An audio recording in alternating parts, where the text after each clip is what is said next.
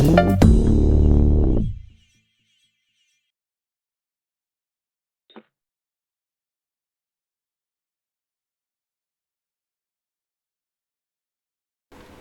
snap! Everybody's here, eh? All right then.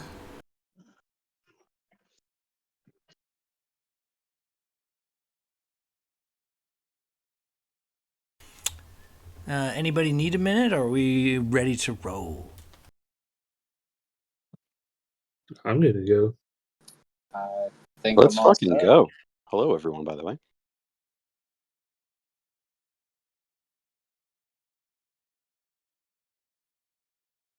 Okay, so I guess it's been a while, so we'll start this off with a recap. Last session began as the Sands of Justice depart the town of Raptor within the realm of Shadowfell. Pikir, former tormentor of Lorcris in life, now a zombified revenant and knight of penance, makes Locris an offer he could not refuse. After ashing Pikir via a few swift blows to the head, the party presses on into the mists of Shadowfell, encountering roaming hordes of skeletal minotaurs, freezing rain, helpless greys, and more along the way. Eventually, stumbling upon a protective pillar. Triangulating with two other pillars, it seems to ward off the mist and other baddies from a small portion of a nearby lake. In the center of this protected area is a settlement known as Bloat Boat. Curious, and with the aid of a foldable boat, the party approaches. Finding a settlement of many boats and sea vessels lashed together, forming a makeshift island of sorts. One primarily filled with pirates. Pirates under the moniker of the Bastards. Tensions are high at first, but with some successful persuasion and performance checks, the Sands of Justice seem to fit right in at the local tavern. Drinks were drank, information was gathered and shared, and a merry time was had. As the night winds down, the party eventually settles for rest. Some in piles of hay in backroom stalls, formerly used by some cattle, others in the main lobby or lounge area of the tavern. And it is here where we are now. So, as you guys kind of claim your long rest, the ever so faintly, kind of at after a few hours of doing whatever adventurers do in their downtime: sleep, patch wounds, eat, potentially fornicate in some of y'all's cases. So, what kind of immediately on this new day, what the party hears and notices right away is the sound of the light jingling of bells. It's like it seems to permeate every room, every tavern, every home on this island. The light jingling of bells, and it is to this that you guys notice, depending on where you decided to pass out in or around the tavern. People begin to stir and begin to get ready for the day. People are sobering up. They're finding their clothes. They're putting on boots. Making sure they got a little bit of getting to like their morning rituals. Coffee, breakfast, etc. But yeah, the everybody starts moving all at once, and that is what wakes the party. So. You guys in and around this tavern slowly come to after claiming several hours of rest. Tell me how you guys proceed.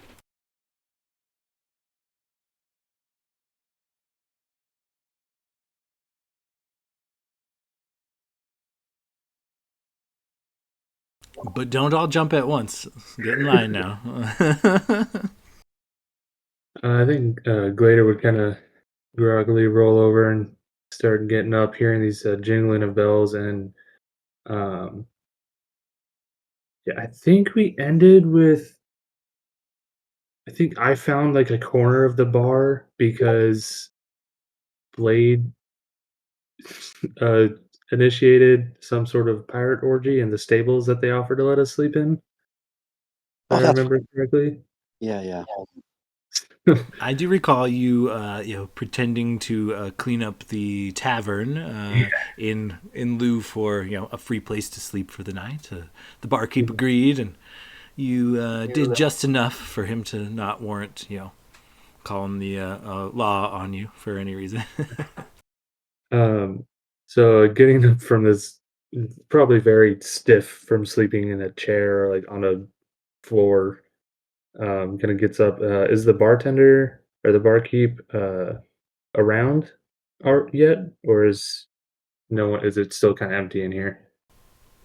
As everybody starts getting ready, not only is the bartender around, but go ahead and give me an insight check. Alrighty. Inside. That's not bad. 15. 15 is enough. 15, you realize the bartender is up, and he's got more of a scowl than usual. He seems particularly ornery or upset. He's kind of short with the customers. He's got this like kind of rude glare going on, but he does produce a bit of breakfast foods and things like coffee for the individuals who are coming to in the various lounge slash lobby that you are also in, as well as it looks like a slow stream of these very bikerish pirates seem to be coming out of the back stall. Gotcha. Can I walk up to him and I just want to ask him, good morning there. Hope your morning's going all right so far. I was just curious, what are these the bells going on outside? They kind of you know woke me up for this morning. I'm just curious, what is there some sort of a festival or event going on? Is this good or bad? Should I be worried?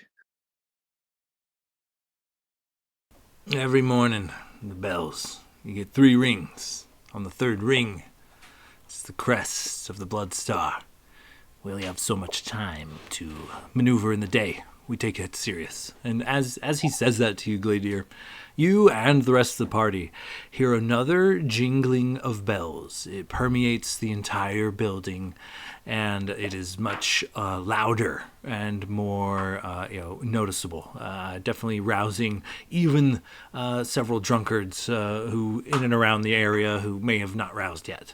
But the jingling of the bells, and then you notice kind of an elevated pep to everyone's step. People seem to, leave meals half finished. Wander out the door, putting on particles of clothing. One guy's hopping out the door with one boot on, as putting another as he exits the tavern. The tavern itself just kind of begins to clear out rather quickly. What happens when after that third bell rings and the blood star said when it leaves the sky? Like, is that like when it's setting, or there's When just more it rain? rises, we only have so much daylight. So the blood star pushes back the mist beyond the borders of protective barriers we set. It's one of the few times we're in a day that we're able to gather resources safely from outside the barrier. You can't. There ain't everything. The lake provides a lot, but not everything. There's a small lumber mill off on one side on the forest. There is a small mine on the other.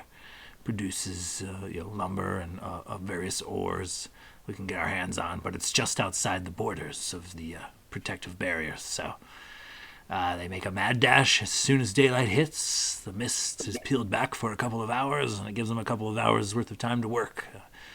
Same with some of the fishermen and hunters, gatherers and things. Yeah.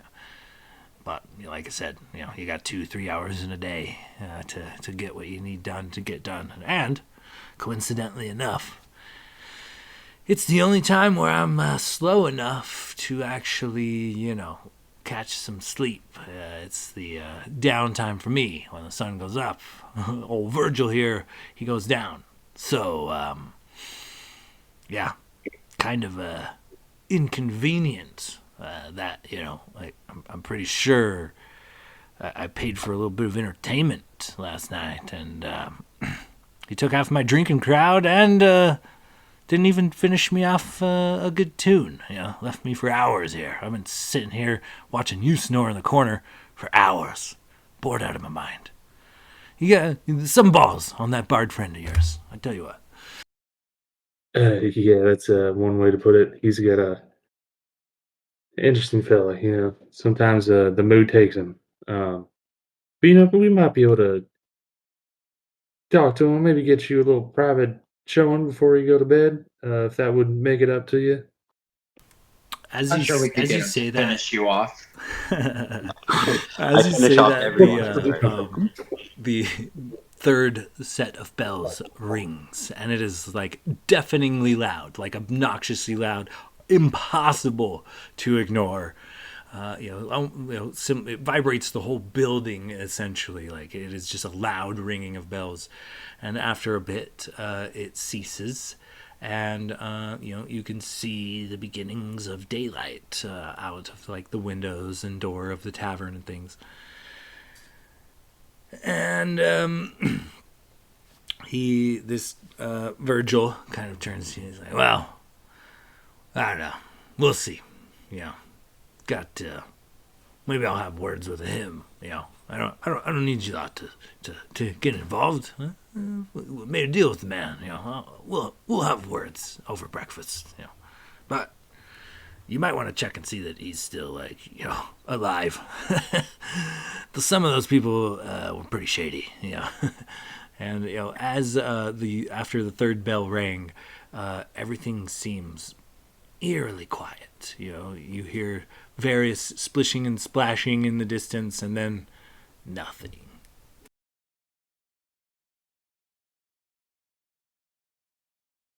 Yeah, but that might be a good idea. Locust, should we go check on our friend outside? Yeah, we could make sure he didn't get into any more sturge business. All right. And Locust will walk out towards the stables. So the stables are kind of back behind the bar. You don't actually have to leave to get into it. It's more of like a back room, almost like a stable / slaughter room. But yeah, as you kind of go into the back, Blade, would you like to describe your sleeping situation? So I'd imagine you guys kind of come around back. The place is probably cleared out. Everyone's left. But you see maybe he's just like laying in a pile of hay. I mean, like almost buried. Like you just see his legs hanging out, and like he's on his back. And definitely some like different smells coming from the area, but still snoring pretty hard.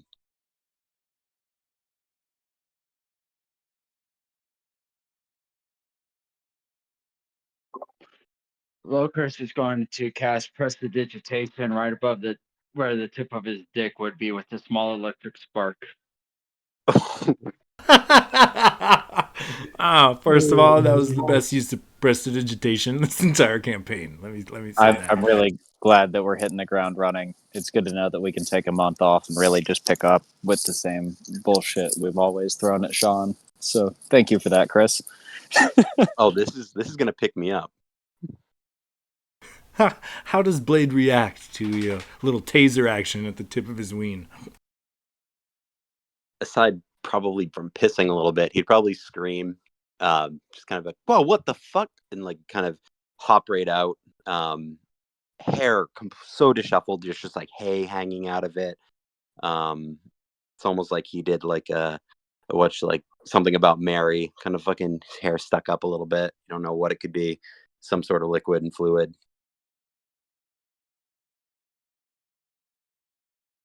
Oh, what the hell was that for? Well, you probably got an STD from last night. A super trendy, dang good time. Sure, you could go with that.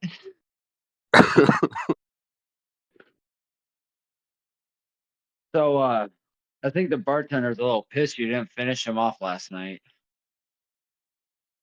Finish him off. Yeah, I I think he didn't. wanted to be invited to your party. Oh God, I don't remember. I could have swore he was in that, in the lot of them. It's just it's tough to keep track of everyone in there. Well, invite him in. No, don't do that. I'm kidding. Give me 5 minutes. I'll put some pants on. Yeah, you definitely want to have some words with you.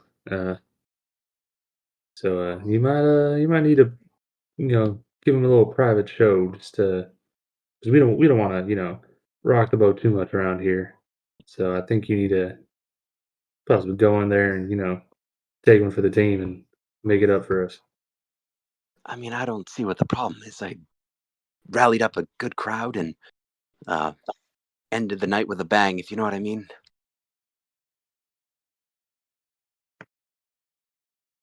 Yeah, like Loker said, I think he's just a little upset he missed out. So yeah, we'll let you. All right, fine. I get it, Hear you. Gladia. Just I'll handle it, and he'll kind of go and fetch his loot, maybe tune it up, prepare for a private uh, show.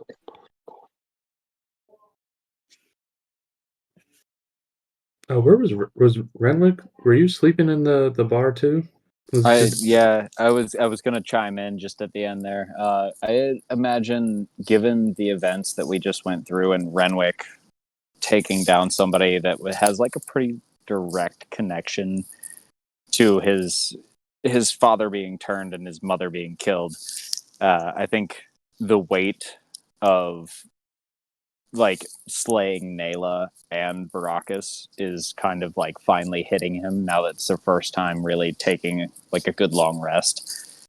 So I think he stayed up late, got in his own head, probably maybe tapped in a little bit to his patron with everything that's going on, and he's probably sleeping in pretty fucking hard, realistically.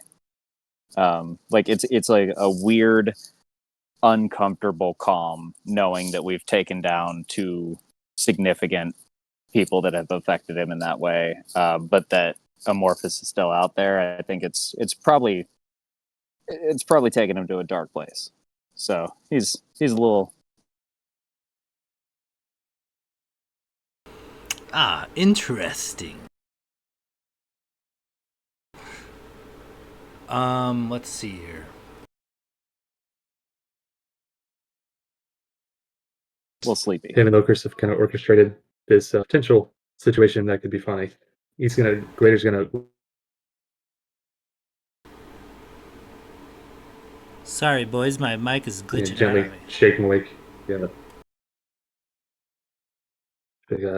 Hey, friend. I know you've had a rough go of it the past. Well, we've all had a rough go, but I know just recently you've had a tough one too. So, but I thought you might want to wake up to see what's about to happen. It has the potential to lighten your spirits just a little bit. Randall will kind of shake the dust out of his eyes and sit up and just be like, "Oh, it's sorry, restless mind, restless everything, and I think I'm just making up for lost time." And he'll kind of like swing to the side of the bed and and start kind of pulling himself together, and just nod over at Gladiator and just be like, I'll meet you downstairs. Just give me a minute to. Oh, quite frankly, I can't go down there looking like this. Blade's been goddamn fucking killing it. There's a certain standard we have to live up to now. I mean, we're making a name for ourselves. Can't have people seeing me like this.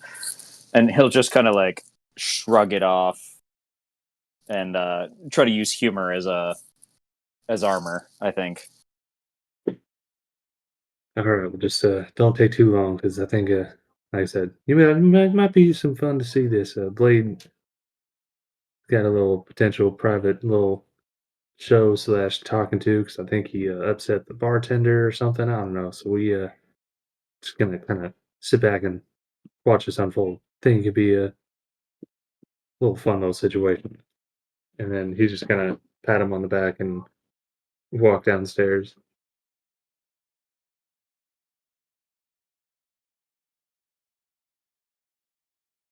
Okay, excellent. As you guys kind of, slowly get your up and going for the day. Blade, as you enter the main tavern, Virgil kind of snaps to you. Oh, how was your evening there? He'll walk in and kind of with his lute on his back, just kind of like, pushing his chest out a little bit, kind of stretching, and scratching the back of his head. It was good. Didn't get a lot of rest. Also, you might want to maybe think about swapping out some of the hay out there. It's a little less than desirable, even for donkeys and horses, I'm pretty sure. And he'll come up and put a few gold on the counter for him. He slides your gold back to you. I don't want to. Gold around here attracts unwanted attention. You want a lich or a vampire to come look you up? You put a big pile of that somewhere, and they'll find you too. I don't want to. What I do want to address there is, I paid you and gave you some free drinks, bought a round for the entire establishment. Got a couple of rounds for you and your party here. And the agreement was that you would play until the Dusk Mother showed her face again, until the Bloodstar rises. You bailed on me several hours early, and it doesn't sit well with me. I feel like you kind of took advantage of my hospitality, and I feel like you owe me one now. I'm ready for bed, man. I'm going to bed. I don't have time now, but I had several hours this evening alone watching this fucking guy. He points at Gladiator, snore, and that was about my whole entertainment. And this fucking guy, he kind of points towards Locris, scares the fucking shit out of me, and I don't know that I want him sleeping in here anymore. Everything else aside, I could have used the entertainment. You burned me, kid, so what do you say? Can you do old Virgil a solid and we call it even? Well, I'm sure something can be worked out. I'm awfully sorry it worked out like that. We'd certainly had a tough day, and rest was needed, but you are correct. A promise was a promise, and that was my mistake. Perhaps I can sing you a little bit. You said you're going to bed. Is that correct? Yeah. What if I were to promise you that I sing you a song that you will get the best sleep you'll have ever had? And then on top of that, the next time we're around, I play completely free and all proceeds go to you.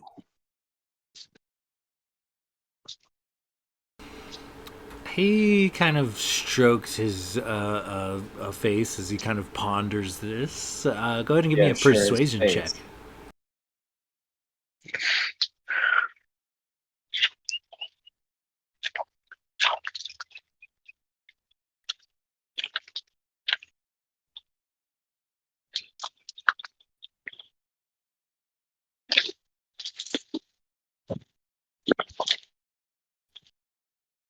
32.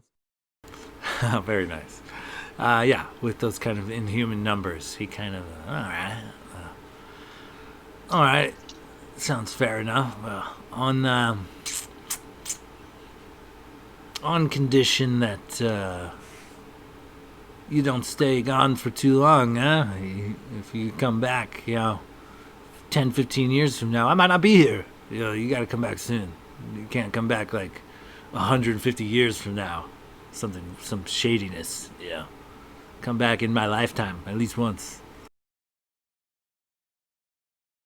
Oh, absolutely. I wouldn't do that to you like that, especially after what I did yesterday. And I as a renowned and herald bard of the not quite the Underdark yet, but the world above, the Forgotten Realms, I do make this promise and will make it right to you. And if I'm gone for 15 years, I'm not coming back because I've been long dead. Disease or dragon. Hey, I don't care how you get here, but we don't let undead in. So, send a letter. We'll get a special pass made for you or something. That's then it'll certainly be done.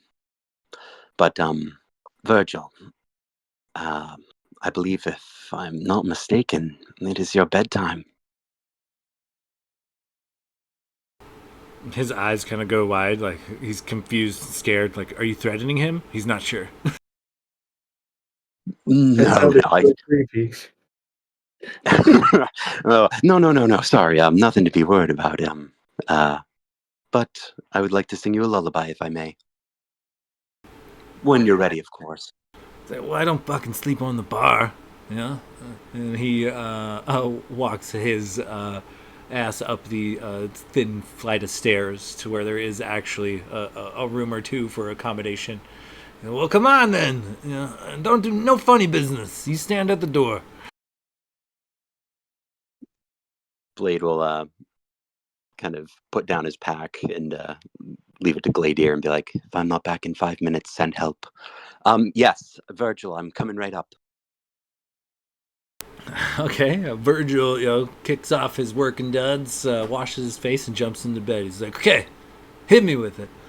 And it's the best sleep I ever had, right? You can promise that.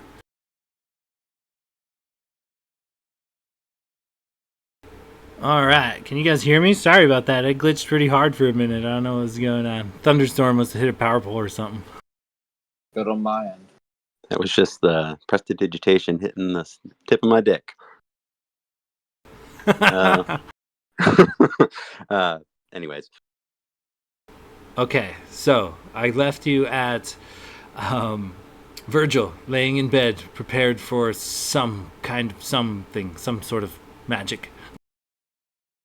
So you imagine he's like getting in bed. Blade will kind of like be sitting on the side of it and take maybe whatever. I'm assuming he's probably just got like some ratty like blanket, cover him up to like his shoulders and kind of tuck him in nicely. And he'll look at him and be like, Virgil, are you ready for the sleep? Yeah. What are you doing? Are all elves as weird as you? Is this part of the ritual? What is this? Sorry, this is a little weird. I don't normally do lullabies. But for you, I'll do it. And that just shows how much I care. All right. Virgil, whispering breeze. Your body moves tired and sways like the leaves on the tallest of tallest trees. Softly now, as the blood star rises, in your dreams, your woes, your worries, vaporizes.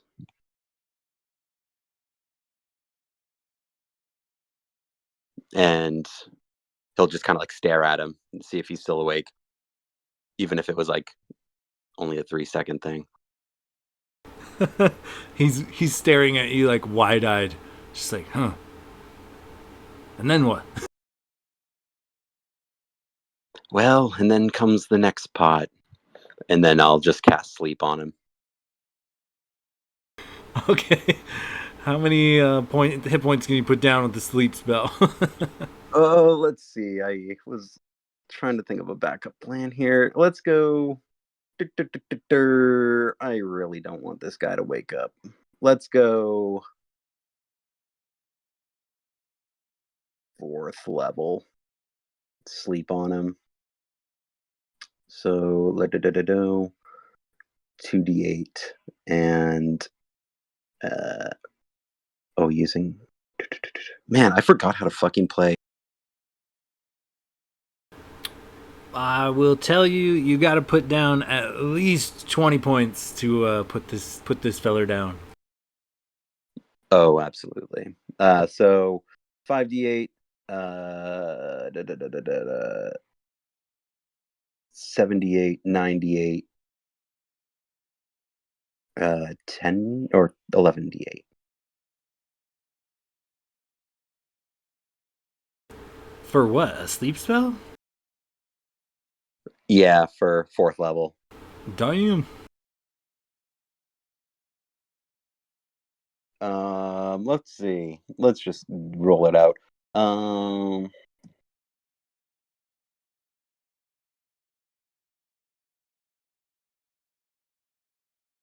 43. And snoring immediately. Done. He is out. So he'll just say, "Sweet dreams, Virgil. I'll be back, I promise." And he'll kind of like fluff up the pillow underneath his head and get him nice and cozy. And yeah. And can I see if he's got any like stuffed animals or anything, or like any sort of maybe things that might be close to him? Yeah. Give me an investigation check. Oh, that's not going to be good. 3, 5 total. With a 5 total, is that what you said? 5 total. I mean, aside from his effects that he shed, his he kicked off his boots and like his working apron and things. But aside from that, there's not much. It's a pretty humble quarters.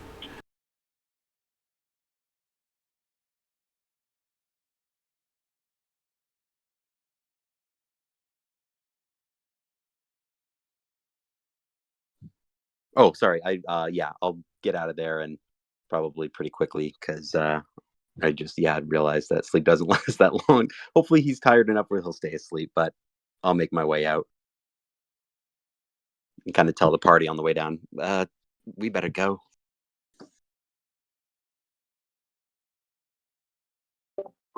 You didn't kill him, did you? No, with kindness I did. Wait, Did you forget to finish him off again? That's twice in a row now. Is kindness what you're calling your penis these days? And Well, that's Renwick, the name. I imagine at this point, is crushing a drink and just downs the rest of it, and it's good to go. We details later. Let's go. All right. So, as you guys kind of reconvene and decide to head out, you step outside of this tavern into the red glow of the Blood Star, and you everybody go ahead and give me some perception checks.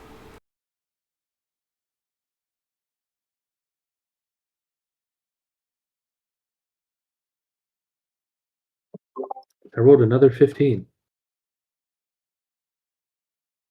17. With a fucking 32. Eagle eyes. Damn. And I felt good about my 15. I was like, oh, that's actually not that bad. Fucking 32. Yeah, well, you shouldn't.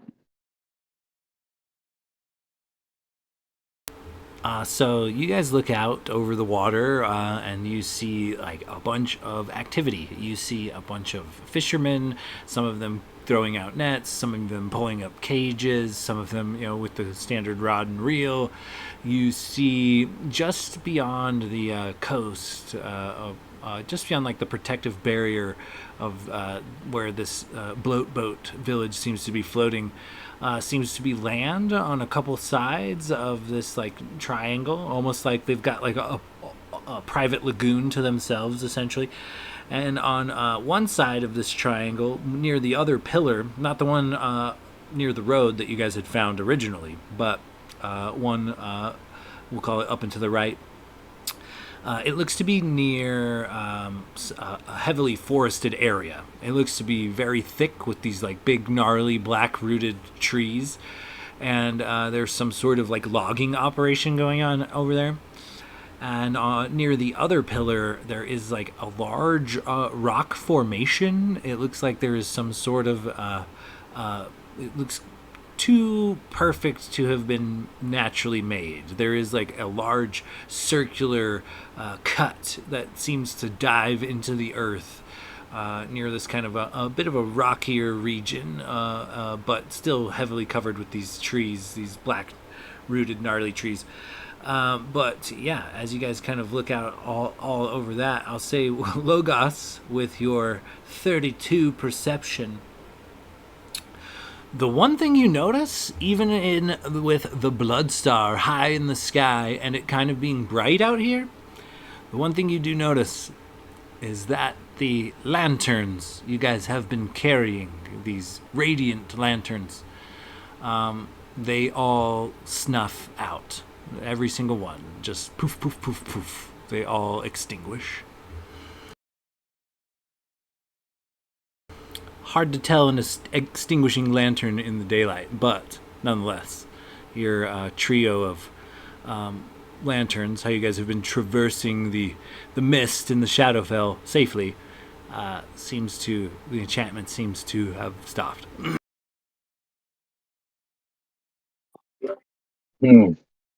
Maybe the blood star ends the enchantment on the lanterns. Might not be safe to move in the daylight. Well, yeah, yeah, that's not good. I mean,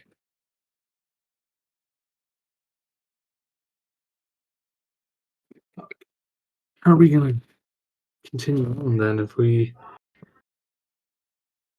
our lanterns all of a sudden are just working? Will they possibly come back on at like when the blood star sets?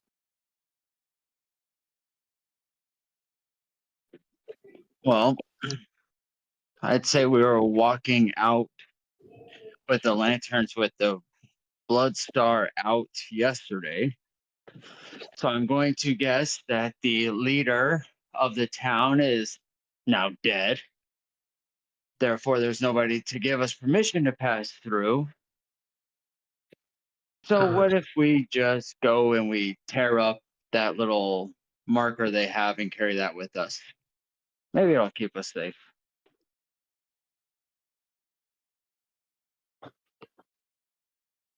It's a lot of interesting points there. I mean, it's a fair point. Either our chosen savior for that region has expired, or perhaps there is a grace period on just how long we can use these lanterns. But either way, I think Lucas has a point.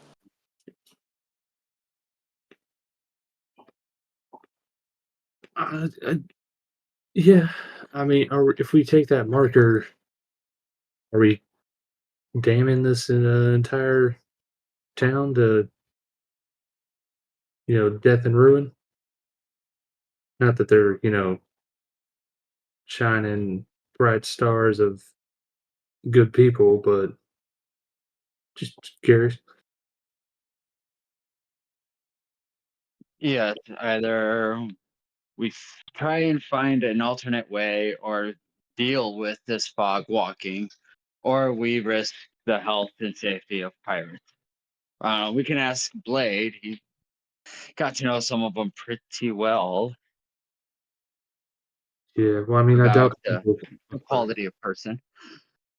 I mean, I doubt the people here have another way of traversing the mist, or because then they would be using it to. I was talking to the. Well, you were there. You were right next to me. So like, the only time they get their work outside of the city done is when the stars up in the sky, and it helps clear the mist a little bit. So, I mean, if they had a alternate way of clearing the mist, I doubt they'd confine all of their business to the short amount of time the stars up.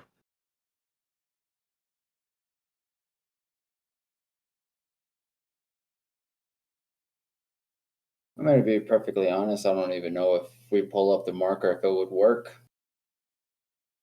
Yeah, Wait, we have that big ass tentacle creature that might be Renwick's patron. Maybe we send him down and say hi. could that? I mean, Renwick, do you think your patron could traverse between, upstairs and the Underdark? Well, to be fair, he's been pretty quiet lately, so I'm not exactly sure what to expect. But I mean, I'd like to think that a being that powerful is smart enough to tap into some of its resources, and well, quite frankly, I'm feeling a little cocksure, so I'm a pretty good fucking resource to have. Maybe maybe I can reach out. Maybe it'll listen this time. Yeah, I mean, even if it's not your patron, it's a. Didn't they say it was like a tentacle creature? And I mean, you got tentacles. Like, maybe you could bond over that and get some help for us. Well, it's not like we were both born with tentacles. This being sort of cursed me with them, so I like where your head's at, but I don't necessarily know that it'll be received the same way.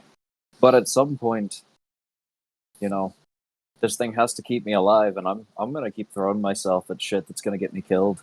So it's gonna have to help me if it wants me to eventually help it take back its territory. So, I figure if I just keep rolling the dice, eventually that's gonna come through.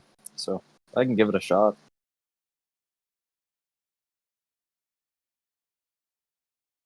Alright, so, you guys think we should maybe try and find this creature they're sacrificing to see if we can reason with it at all, or try and steal the marker, or all the above?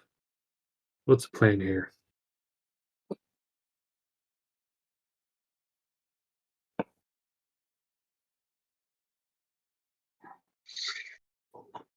Well, Renwick, I've had luck reaching my patron through some meditation, so you could try that. Otherwise, fuck it, let's go down and say hi.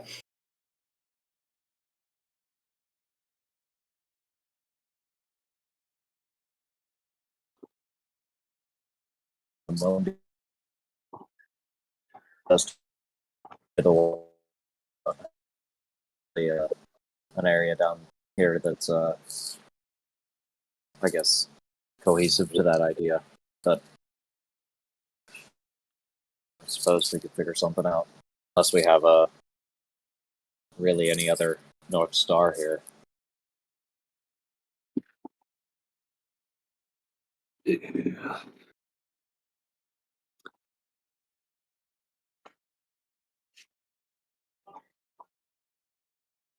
So, out of character, um, Alec can't remember which direction. Did we?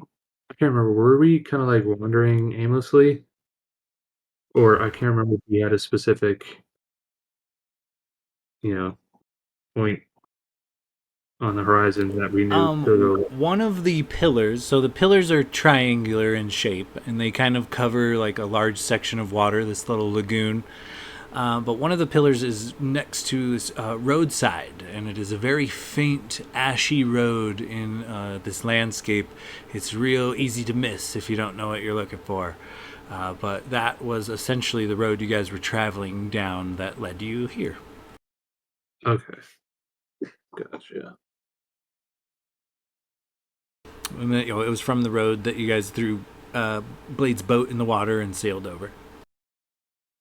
Gotcha.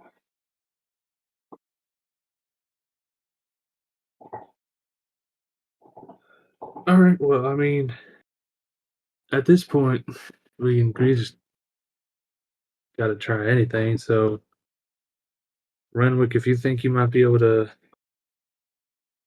form some kind of connection with this it creature that they're sacrificing to, we can take that route,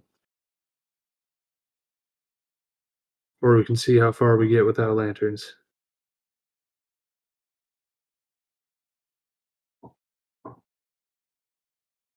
Well, Don't for know. what it's worth, we didn't have lanterns for a long time. So That I is guess it true. depends on whether or not we think it's worth spending more time trying to get them back lit, or we just push through and deal with whatever comes.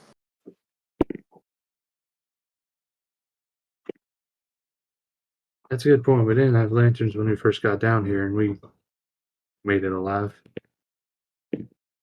Well, the lanterns also showed us the way to the tower.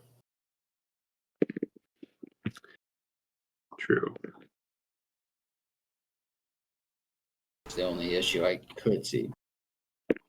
The lanterns Well, definitely part the fog, and the safety in that is not only kind of deterring the monsters by labeling you as like an official emissary of the realm, but it keeps the fog off of you. And as you know, in a very short time, Gladier almost died immediately. But aside from that, you guys would know that the fog also has maddening effects the longer you stay in it. It will make survival checks and navigating, a little more difficult, but not impossible without the lantern.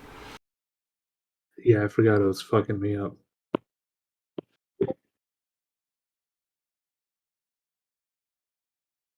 Damn. well, in that case, I suppose we've got to find a way to light these lanterns. If we can't do it ourselves, there's bound to be somebody nearby that can help us. Yeah, maybe we can ask if there's any sort of emissary stationed here, or if one comes through here at all, and find someone in charge. That might Perhaps be there's a notary or something along those lines. a mystical notary. Can Glader take a look around? Are there any buildings that like stand out that might be, I don't know, look sort of like a town hall or something? Like maybe just like a little bit like nicer architecture, or oh wait, no, we're all on boats. It's a bunch of boats tied together. I'd say go ahead and give me a perception or investigation check as you kind of look around. I'll do investigation. It's a little better. Oh, I still rolled fucking hot garbage though. That's a 7 total. Yeah, there's not a lot of like, I mean, there's different like architecture and things, but some of these rafts, some of these floating structures are literally like logs and vines lashed together. Others are boats made proper, not always in the best shape, some in better shape than others, but similar to like what Blade had kind of sailed you guys in over.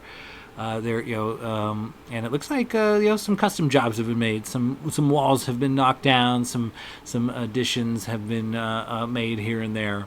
But yeah, there are several buildings. Most of them look to be private domiciles, and a couple look to be taverns. But aside from that, that's all you get.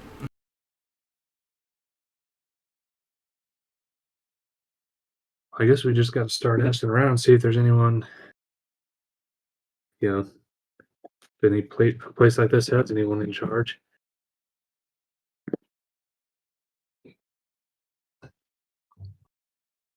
Can I just like walk into like the closest tavern-looking place. The one you just walked out of? Well, the next closest one, because that guy's sleeping. Virgil. Okay. Yeah, you go down several boathouses and you find what looks to be another common house. And as you enter, completely empty. Not even a bartender. Shit. Yeah. Guys, we might just have to wander around. I mean, I think Virgil said that everyone is, during this daylight time, everyone's running out doing their work on the lake or the mines or the lumberyard, so there might not be a whole lot of people here right now. Should we just wander the quote unquote streets? See if we see anyone? Good idea. I will follow you anywhere. Alright, buddy. Yeah, I suppose it's not going to hurt. Yeah, I'm sure I'll maybe go check out the docks. Oh yeah, that might be. Yeah, can we head down towards the docks? Yeah, as a party, you guys kind of get together and make your way down towards the docks. And while you're kind of looking out, and you see that most of the town is either taking a boat to one side of the coast of this lagoon to either lumber or harvest lumber or mines various ores. But a lot of them tend to also be fishermen, and there are some fishermen who, despite only being out there for half the day, are coming in with a full haul, a full day's catch. And there are a couple of fishermen, these kind of leather-wearing, bandana-having, gruff pirate-looking types, tying off these like homemade rafts, these canoes, and they also have these like wicker baskets and handmade kind of like nets and things that seem to have several shellfish and several large like catfish.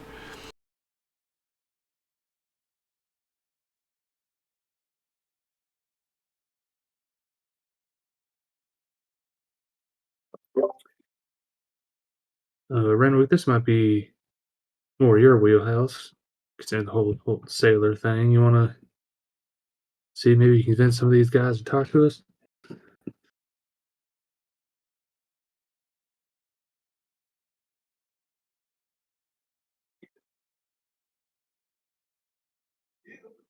Is that a no?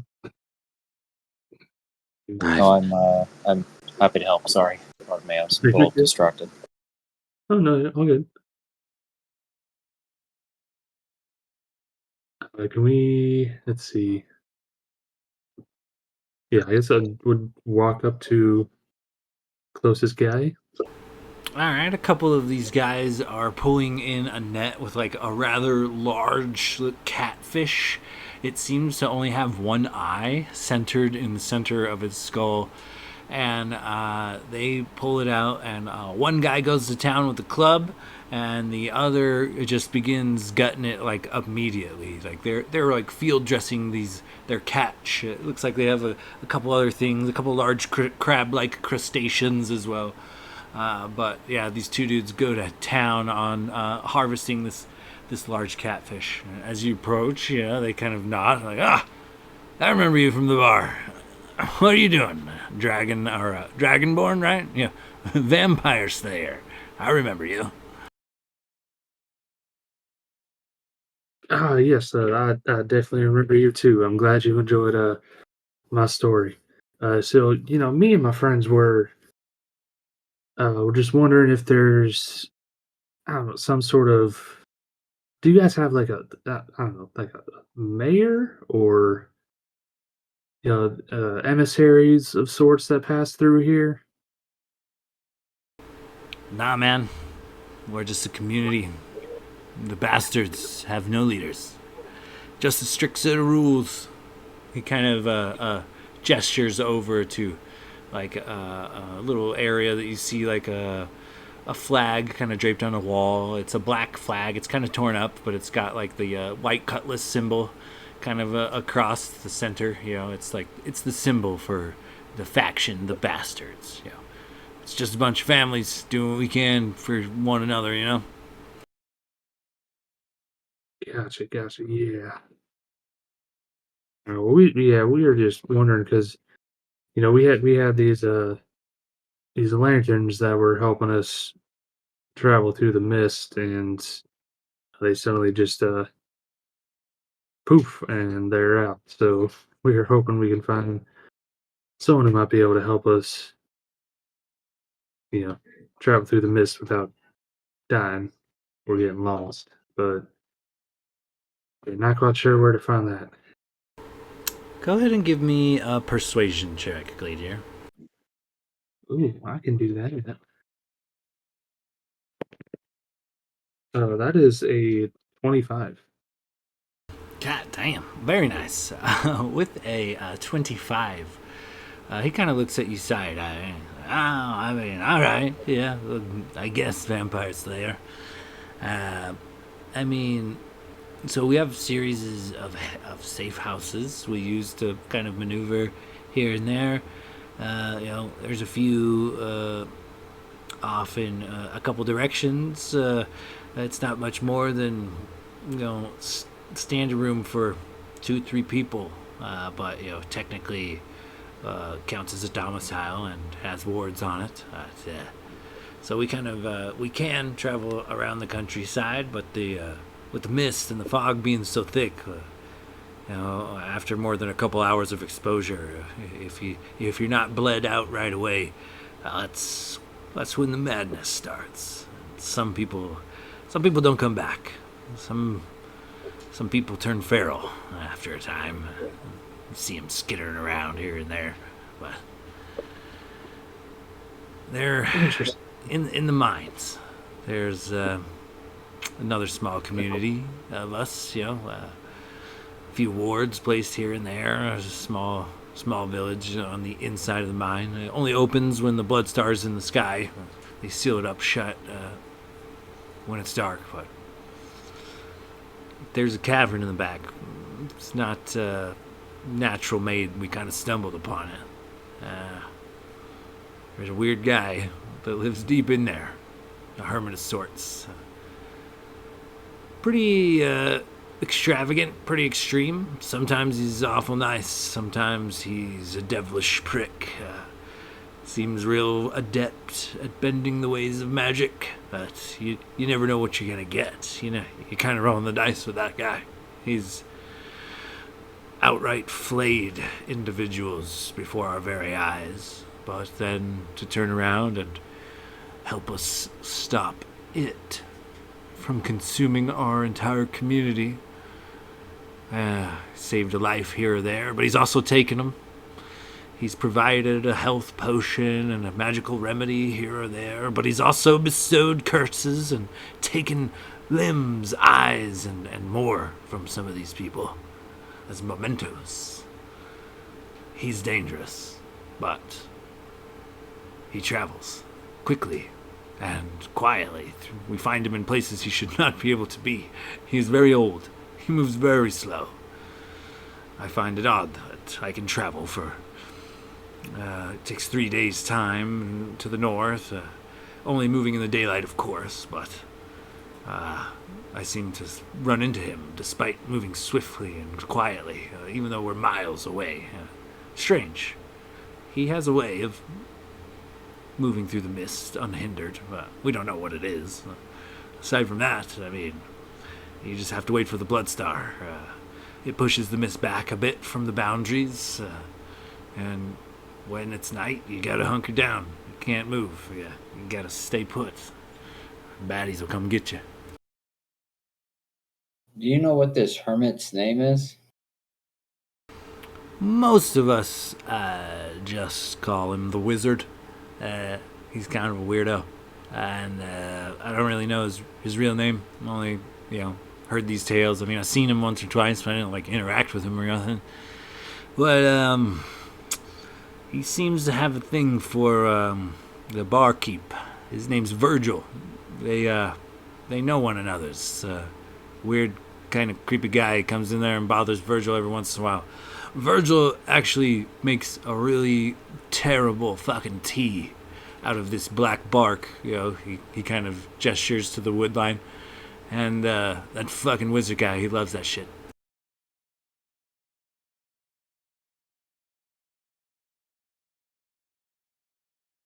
All right, well, do we go wake up Virgil and ask questions, or do we just go find this damn hermit? Well, it seems like if Virgil's a friend of his, then it might be easier to find the hermit if Virgil can point us in the right direction. Unfortunately for us, or potentially lucky for us, Blades had a bit more one-on-one time. And I'm not sure if that'll help us or hurt us at this point. I mean, I did just promise him the best sleep of his life, and to wake him up 20 minutes in might not be so good.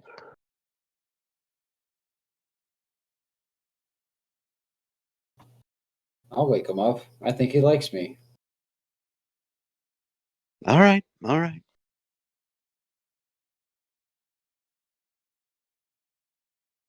Okay, so tell me how you guys proceed from here.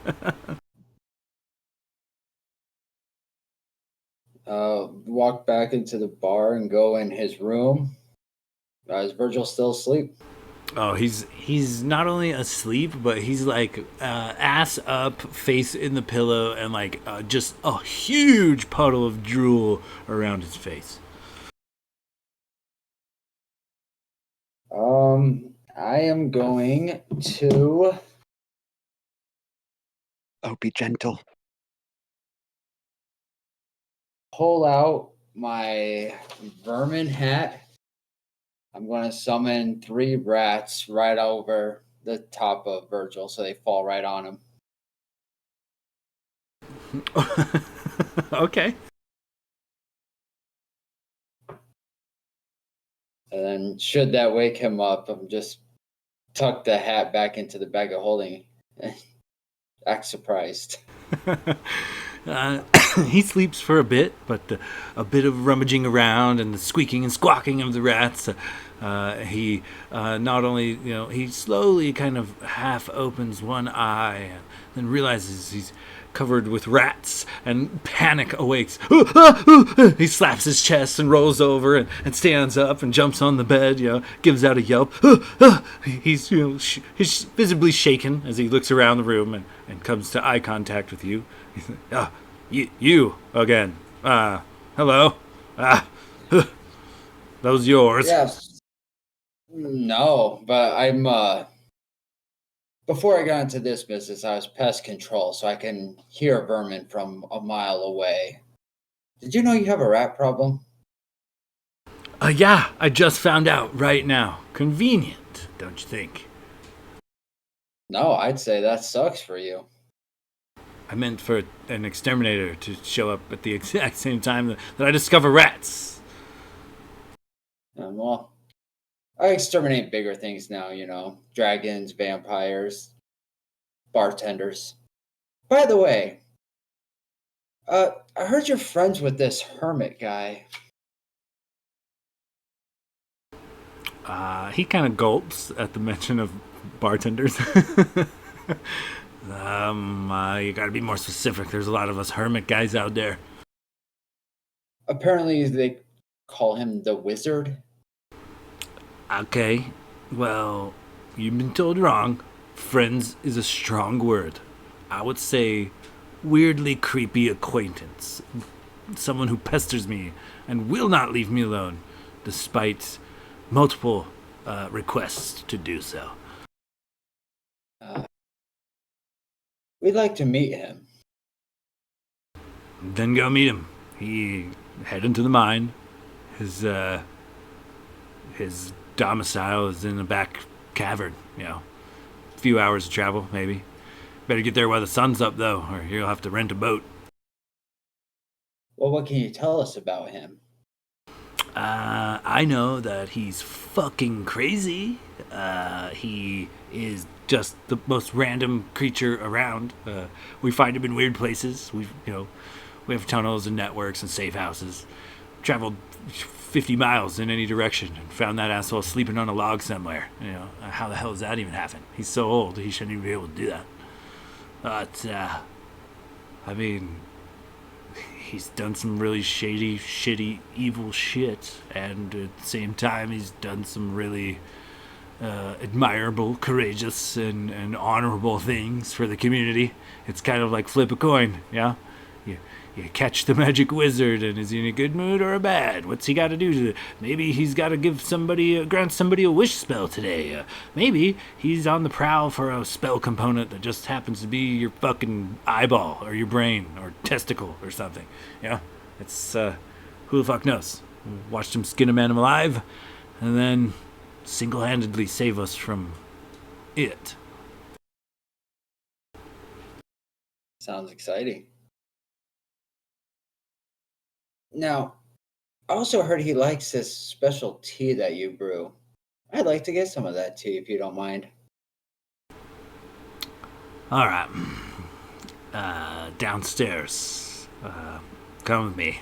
He kind of glares at you and makes his way downstairs. Go ahead and give me an intimidation check there, Locris. Oh, I give him the biggest smile.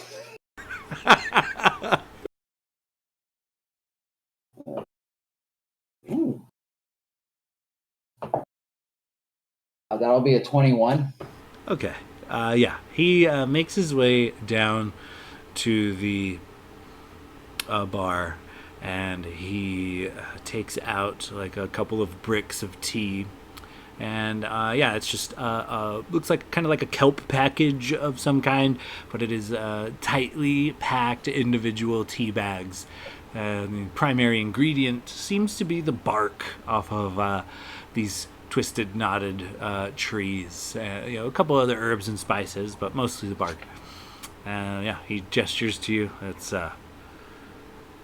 5 per brick.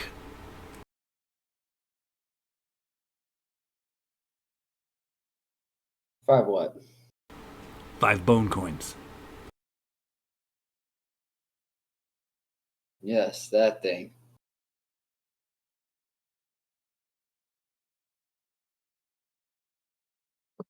Blade, weren't you tipped a bunch of those? Or you tipped some bone coins last night, or? I don't remember that. Not bones, but not coins. No. Oh, I think I was actually. I think a bunch of people threw.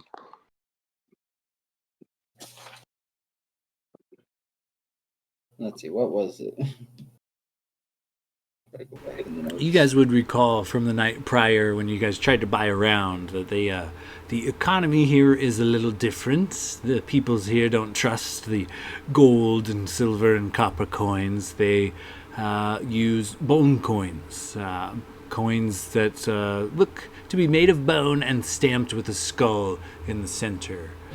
And you guys would know as kind of part of their culture, criminals or people who break the law essentially are kind of thrown up in these cages, and then once a month it comes by, consumes all of the flesh, leaving the bones in one of these cages, and then those bones are then go through a process to become bone coins and are distributed thusly.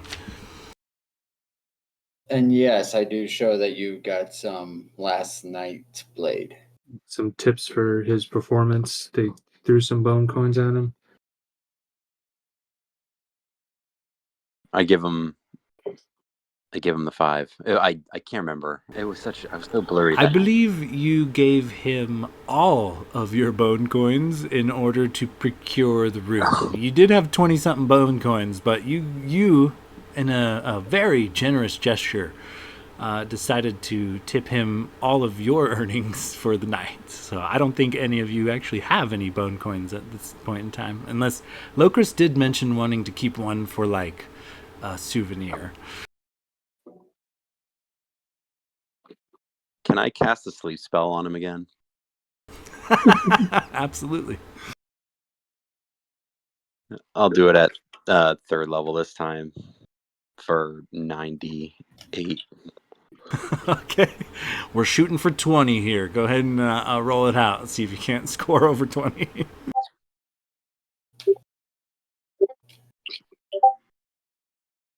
Oh yeah, for sure. He's done. Once again, like mid-conversation, lights out. He falls to the ground. Is now sleeping behind the bar quite heavily. And I'll just kind of look to the party and be like, I'll just add it to our existing tab. I'll get him on the next one. That sounds good. And I'll swipe and I'll take all the tea packs and throw them in the bag of holding. Okay, great. You swipe a couple bricks of tea. You have, each brick is about 5 gold pieces worth of tea. So you've got a couple pounds of it. All right, let's go quickly. Fuck. All right, yeah, let's go. Let's get the fuck out. As you guys quickly exit the tavern, you notice, go ahead. As we're leaving, because we want to make sure he actually gets a good few hours of sleep, I'm going to drop a card from the deck of illusions in the doorway. So if anybody enters the door, they just see whatever's there. Oh, God. That's fucking awesome. Go ahead and draw a card, I guess. Okay. Appropriate for Blade. Today's word is come.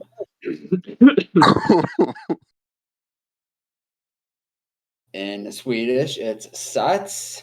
In Dutch, it's sperma. In German, it's Samen. A salmon. Samen.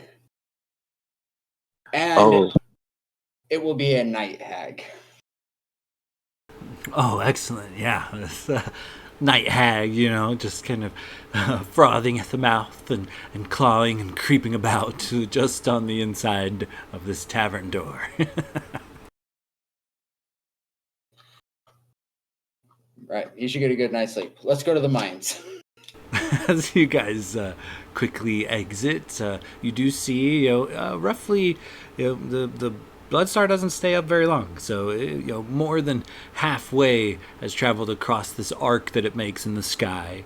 You guys have maybe an hour's worth of daylight left at this point. How far do you say it was again? You can see it. It's not far. A few hundred yards of water separates you and this little mine encampment off the very near the one of the triangulated pillars of protection. All right, let's go. Let's all pound the boat. Start rowing. I don't want to get caught out here in the mist. Last time I was, it fucked me real good. Not like Blade did last night to all those pirates. The bad kind. Anyways, and I'm just gonna jump in the awkward look around and then jump in the boat and pick up an oar. You jump in Well, it some looks like fisherman's we've- boat, and he's like, "Hey, I'm fucking using that. What are you doing?" Oh no, I thought we were going to. Or did you fold up our boat or did we leave it? Blade. Oh, he for sure took it with him. Oh, so Yeah. awkwardly get out of this random gentleman's boat. Sorry, Yeah. I got mixed up. Anyways, Blade, please help me. Yeah, Blade will be like, maybe like in the group will be like one dock over as Gladier's boarding this guy's fucking boat. And he'll be like, He's just gonna awkwardly jog around and meet up with that.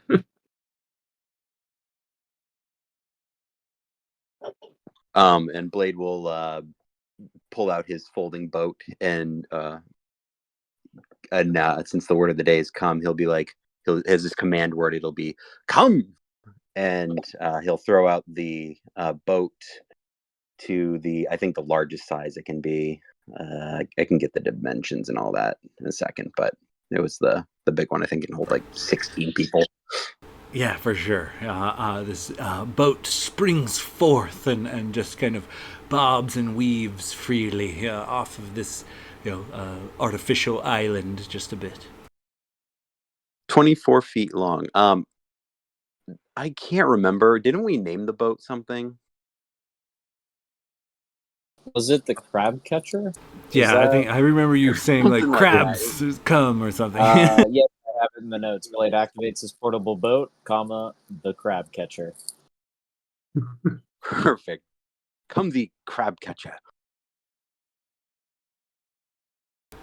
As you throw that out, you know, you get some like oohs and ahs, and even like a light applause, and you know, you hear some of this pirate kind of complaining about he fucking thought this was that. What the fuck? You know, he points to his shitty canoe to Blade's glorious like yacht. I'm sorry, his eyes are going. I can't see shit.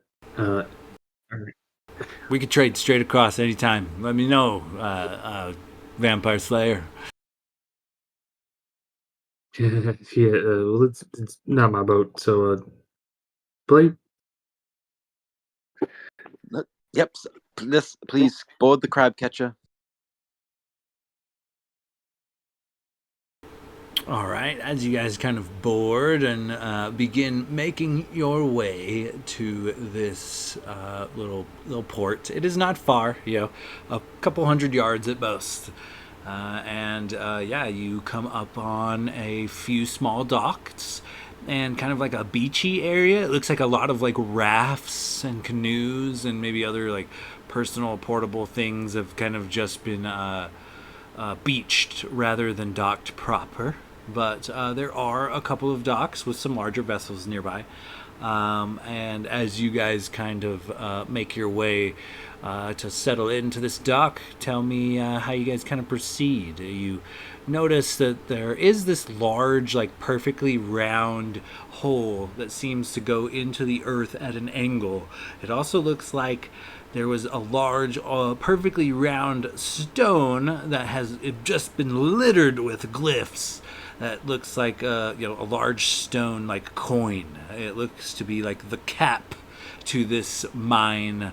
And aside from that, you see the occasional worker hauling some bags of ore out of the mine, handing them off to other people who then load them onto a couple of these like cargo ships and plan to take them back. It looks like most of the job is done.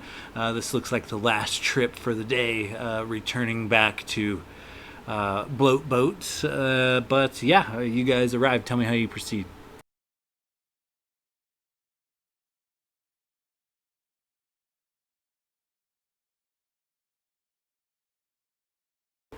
Not all at once. Don't stress, you guys.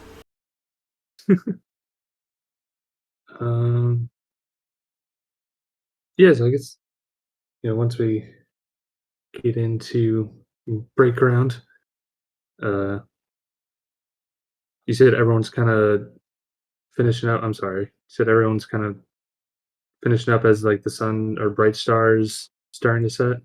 Yeah, it looks like, you've got maybe half hour of light left, and, it takes 15, 20 minutes to get across the way safely. So they're just finishing up, batting down the hatches and strapping down the crates and things, and everybody begins making their way back. You notice a large portion of these rafts and canoes, containing workers. Some of them, leave with only, a single bag of whatever they were managed to harvest, stone or some kind of ore, you're not sure.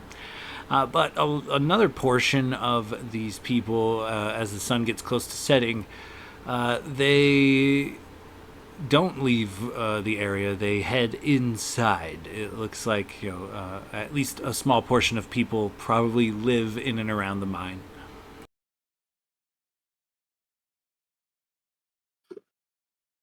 All right, guys. Well, didn't they say that they, lock up for the night? So we should probably get inside there real quick so we don't have to stay out here the whole night. Agree. Let's move fast. Alrighty, yes. I guess we just book it. No time like the present. Okay, yeah. You guys kind of rush into the mine, and it's only a couple dozen feet in. You see a couple of guards. It looks like there's like a chain mechanism that works the rolling like stone cap that's got all these protective runes and things on it.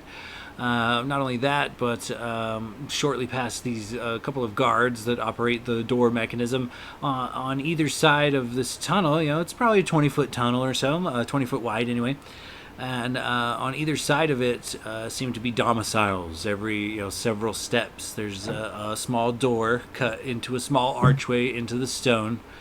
Each door also seems to have some like sort of protective glyphs placed upon it. There are a few like carts and it looks like maybe a workbench or stall or something kind of placed around here, and the light hustle and bustle. There are people that are just kind of essentially closing up shop for the day. Packing ore in from deeper within this tunnel. People are just kind of setting up to finish up their workday essentially. So as you guys kind of make your way in here, and there's a light hustle and bustle of the end of this workday, what do you guys do from here?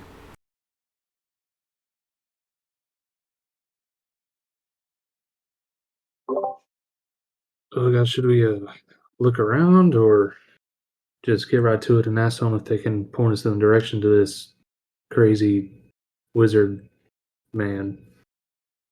Well, it seems I like they're say we packing get up straight shop, to it. and yeah, it seems like they're packing up shop, and it'd be rude to, quite frankly, ask them to do business if they're already on their way out for the day.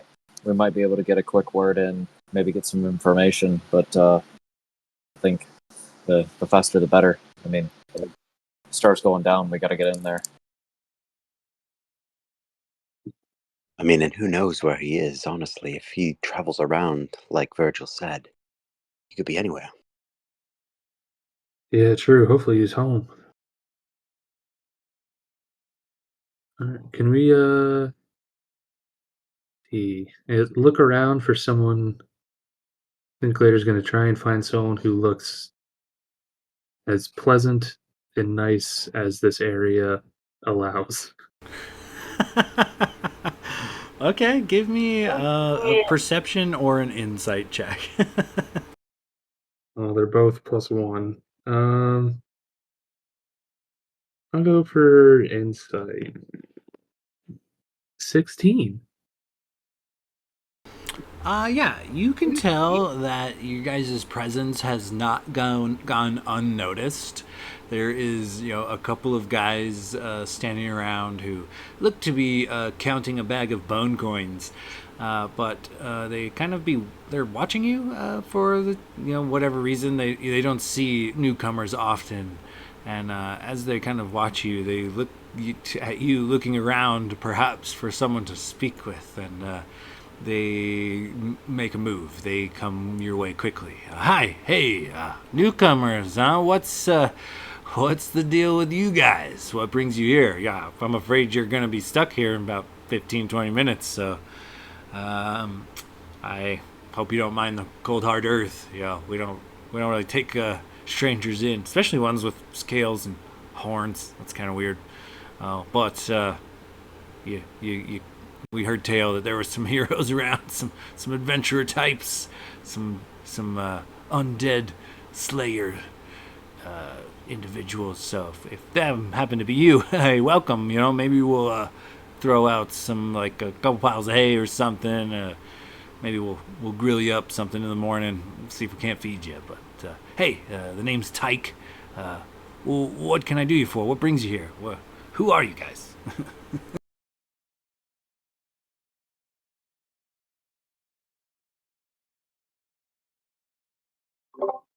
Well, we actually are those heroes. I mean, I guess you can call us heroes. We have slayed some beasts in our day. We're actually here looking for assistance from a particularly crazy wizard by reputation that we've heard. Oh yeah, yep, crazy wizard.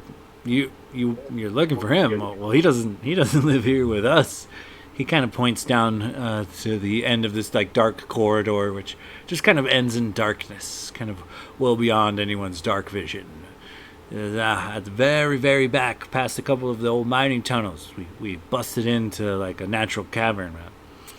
We were exploring it, and it just happened to be a weird little alcove where this guy put a shack. I mean, it's a little wizard hut, I guess. I don't know. Looks like something you would expect a witch or a hag to live in, really. But nonetheless, yeah, a couple hours down the way, I'd bring a torch and don't stray from the main path.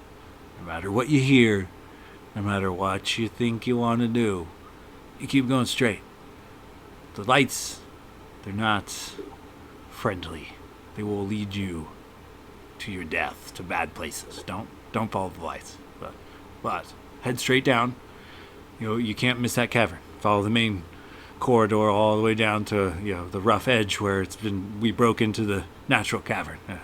It's not the biggest cavern. Wizard's hut's basically right in the middle. He's a fucking weird one. Mind yourself. You might be turned to dust, a frog banished to another plane of existence. Who knows? He's not to be trifled with. On the flip side, he also is particularly generous sometimes. So it's really weird to, I don't know. He's an off guy. So good luck with all that. I could take you if you got a handful of bone coins. I'll walk you right up to his front door.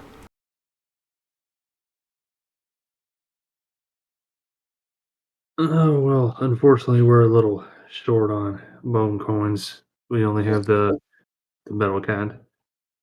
What my friend means to say is that if we're going to see the wizard, quite frankly, he's going to be pretty fond of us, and I think that you'd probably like to be on his good side as well, and we'd be in a unique position to put a good word in for you.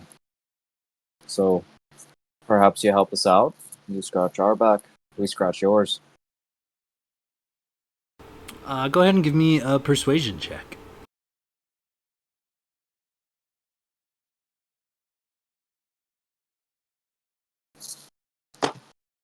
That's a 15. His eyes kind of narrow. He's like, I mean, I would, but what you don't understand is that it's a little bit dangerous. Yeah, good intentions and not. He's fucking crazy. He is likely to take your good recommendation and come pull my teeth out for some fucking recipe for some fucking potion or something. Like he's cuckoo for Cocoa Puffs. I try to avoid him. I would rather not any good or bad come from it. It'd be a risk, taking a personal risk to my safety, But I mean, what's 4 or 5 bone coins between friends? I'll take you right to the front door, but I ain't taking you in, and I ain't sticking around after you knock. I'm out. You get me?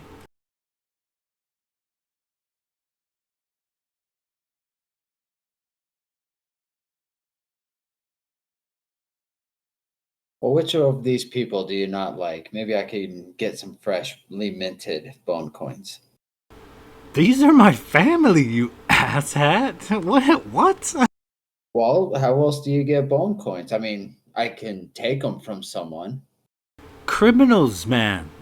Every month, once a month, it comes. It chooses, sometimes there's a dozen criminals. It only takes 1 or 2 every month.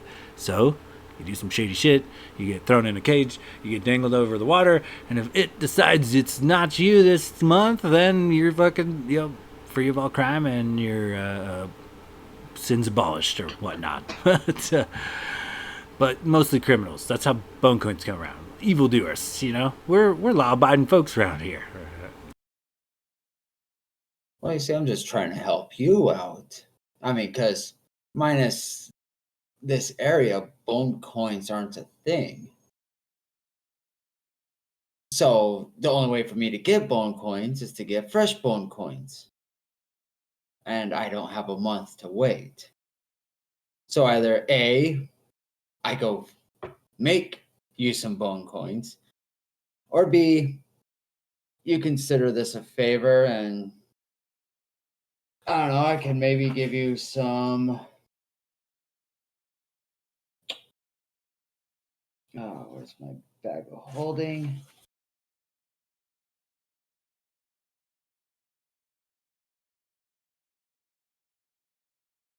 I can maybe give you some butcher tools, something to help you carve up your meals a little easier. Go ahead and give me a persuasion check there, Locris.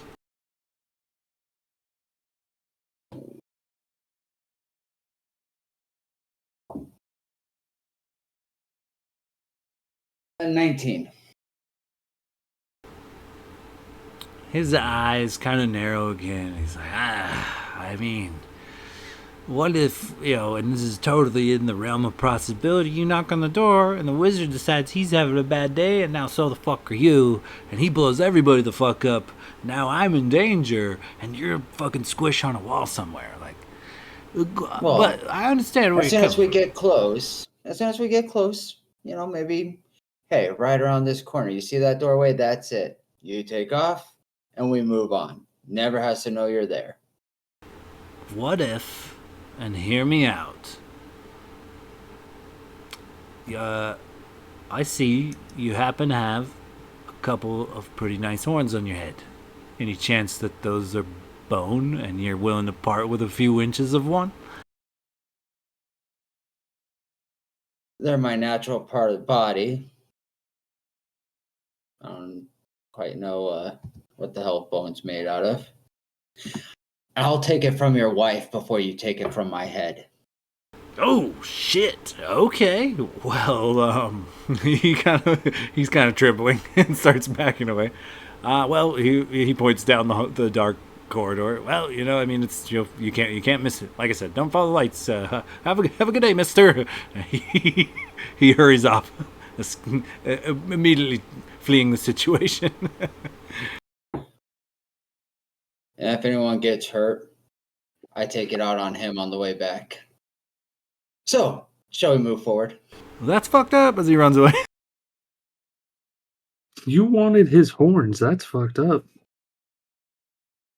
So, I know Renwick and I can see perfectly fine for 120 feet. Are any of you blind? No, I have those goggles of night, so I have 60 feet, like regular 60 feet of dark vision. Now, if I take my goggles of night and put them over top of your goggles of night, does that give you double the vision? I can see God when you do that. Glasses, and it just makes you blurry.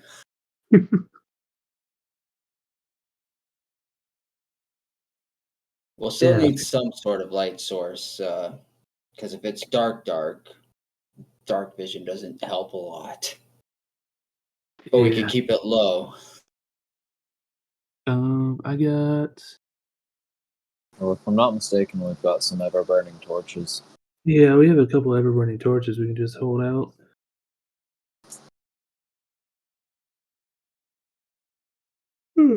Yeah, I've got one. Yeah, I have one ever-burning torch. I think Logus has a lantern. I do have a lantern of revealing. Say put the lantern of revealing up front and the everlasting torch in the back, and we march on. Okay, it takes no time at all as you guys kind of beat feet along the smooth stone floor, and the smooth stone floor and walls and ceiling eventually start to get a little bit rougher. The floor maintains a pretty decent smoothness, but the walls and ceiling definitely seem to become more natural cavern-esque as you travel down. You do notice several corridors to your left and right with various orbs of glowing lights dancing off in the distance. As you kind of maintain your course and make your way towards the back of this tunnel, towards the cavern-esque area, go ahead and everybody give me some perception checks.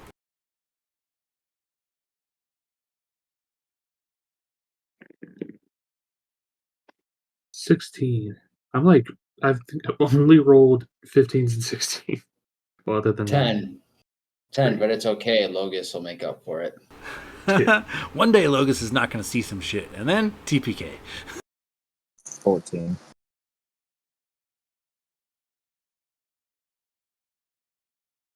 Yo, jinx my eyes. It's kind of fitting that Blade would be the one to have the highest score here. As you guys are kind of moving down this corridor, getting farther away from the civilized portion of it, Blade, you notice scrawled on the wall, seemingly in some sort of dark liquid, could be paint, but it very easily, due to color and consistency, could also be blood. You see scrawled in the wall some bad poetry. It's like, as I look deeply into myself, I see the infiniteness of the abyss staring back at me. And like it's just like one quick phrase, and then it's gone. And then, a little bit farther on the other side of the wall, you see a handprint. Pretty sure at this point it's probably blood. A handprint and another scrawling of. And the message, it looks like a small box has been made, and above it are the words. It's written. Live, laugh, love. Yeah, it's written. One says help, help a mortal, but then help is like drawn a line through, and above that is hurt a mortal, and that is also drawn through. And then third, it says befriend a mortal, and that the befriend or whatever seems to be circled rather than a line drawn through, and there's like a check mark in this box. But you notice that as you kind of continue down this corridor, there is like this seemingly bad poetry, and then every once in a while, every so often, there is like almost like a to-do check box, and there some of them are just as I described before. It's things like it says curse a man, and then it's got it scribbled. Man is scribbled out. Curse a woman, and then that's also scribbled out. And then curse a child is circled, and it looks like the box has been checked. And it kind of goes back and forth a little bit here and there. But as you guys make your way down this corridor, you finally do come to the rough cut area that they had broken into. And as you peer in, you see a decent-sized cavern. It looks like a naturally made cavern, in the center of which happens to be a small thatch hut. The thatch hut is on a pair of wooden stilts, a couple pairs of wooden stilts, rather, that keep it off of the uneven ground. And aside from that, it looks like a pool of water has formed that stalactites are dripping into. There are several glowing mushrooms in various parts of this chasm, and even some glowing stones, like some sort of ore. A bit of smoke pours out of the chimney, and you see what appears to be a hunched-over old man struggling to pull one of these glowing mushrooms out of the ground. He is unaware of your presence at this point, but he's got fumbles out a few curses. You think you can best me, huh? I'll have you yet. And he's legit struggling to pull this mushroom.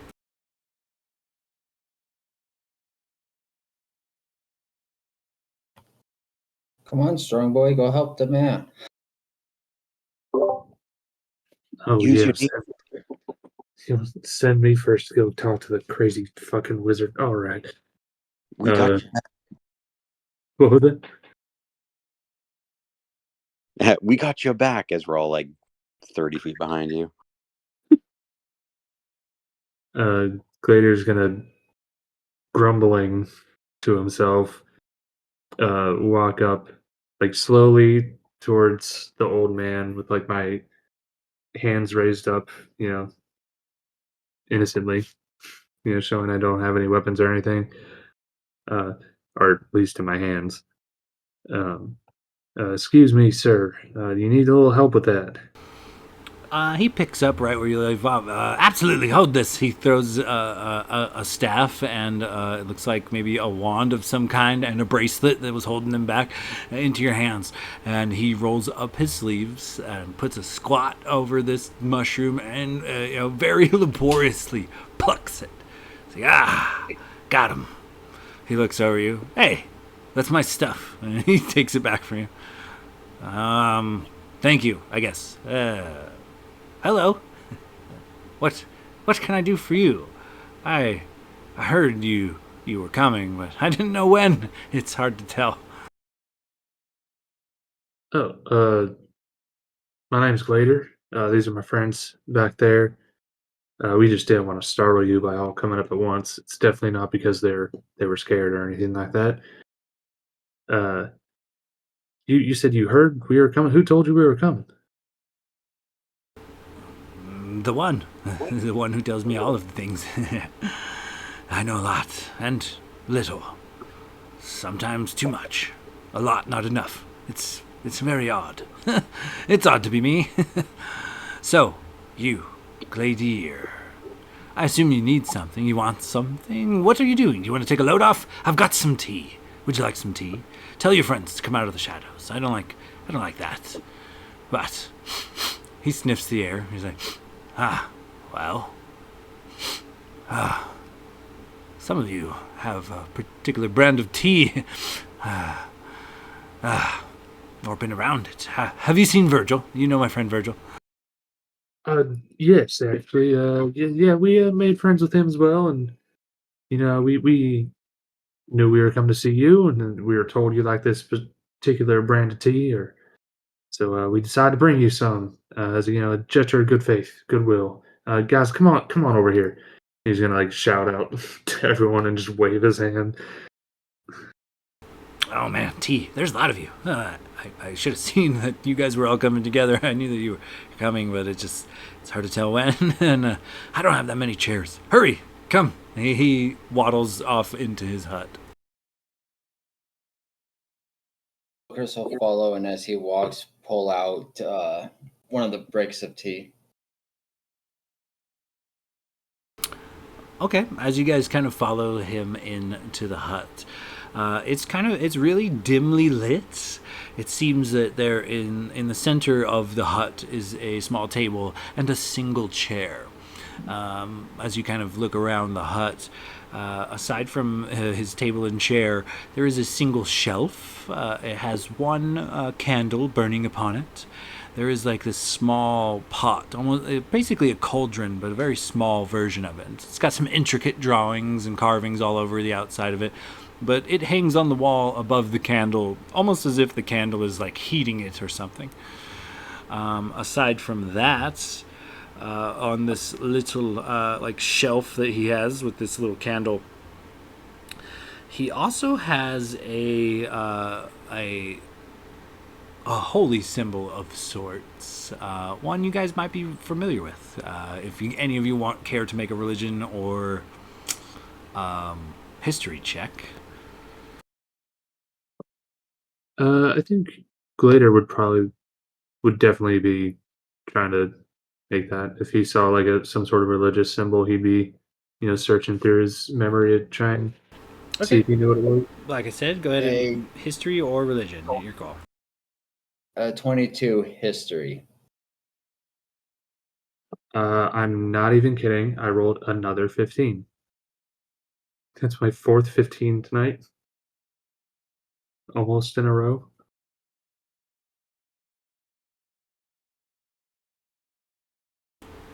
With that, this holy symbol is like a skull positioned with a scythe. This little holy symbol, this little holy shrine or whatever that has been set up, is a shrine to the god Nerul. And with those type of scores, Nerul would be familiar to you guys only in the sense that the only other worshiper of Nerul that any of you have encountered happened to be a particular tabaxi by the name of Pixel Gunner. Oh god. So I meant to say this before, but then you asked for the religion check, and I was curious and got sidetracked. Before I walked into the hut after him, could I have cast detect evil and good? On yourself? Oh no, detect, not protect. Detect. Oh, yeah, for sure. Yeah, Can you hit just me like with the language of like, that real quick? yeah. So it's one action, concentration up to 10 minutes. The duration, if there's an aberration, celestial, elemental, fey, fiend, or undead within 30 feet of you, as well as where the creature is located. Um, Similarly, if there's a place or object within 30 feet of you that has been magically consecrated or desecrated. Can penetrate most barriers, blocked by a foot of stone, inch common metal, thin sheet of lead, or 3 feet of dirt or wood.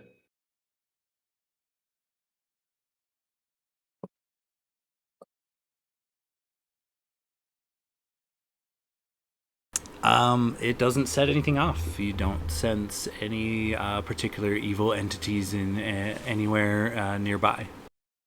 Okay. Yeah, he just would have like muttered that spell real quick, and then walked in for everyone else.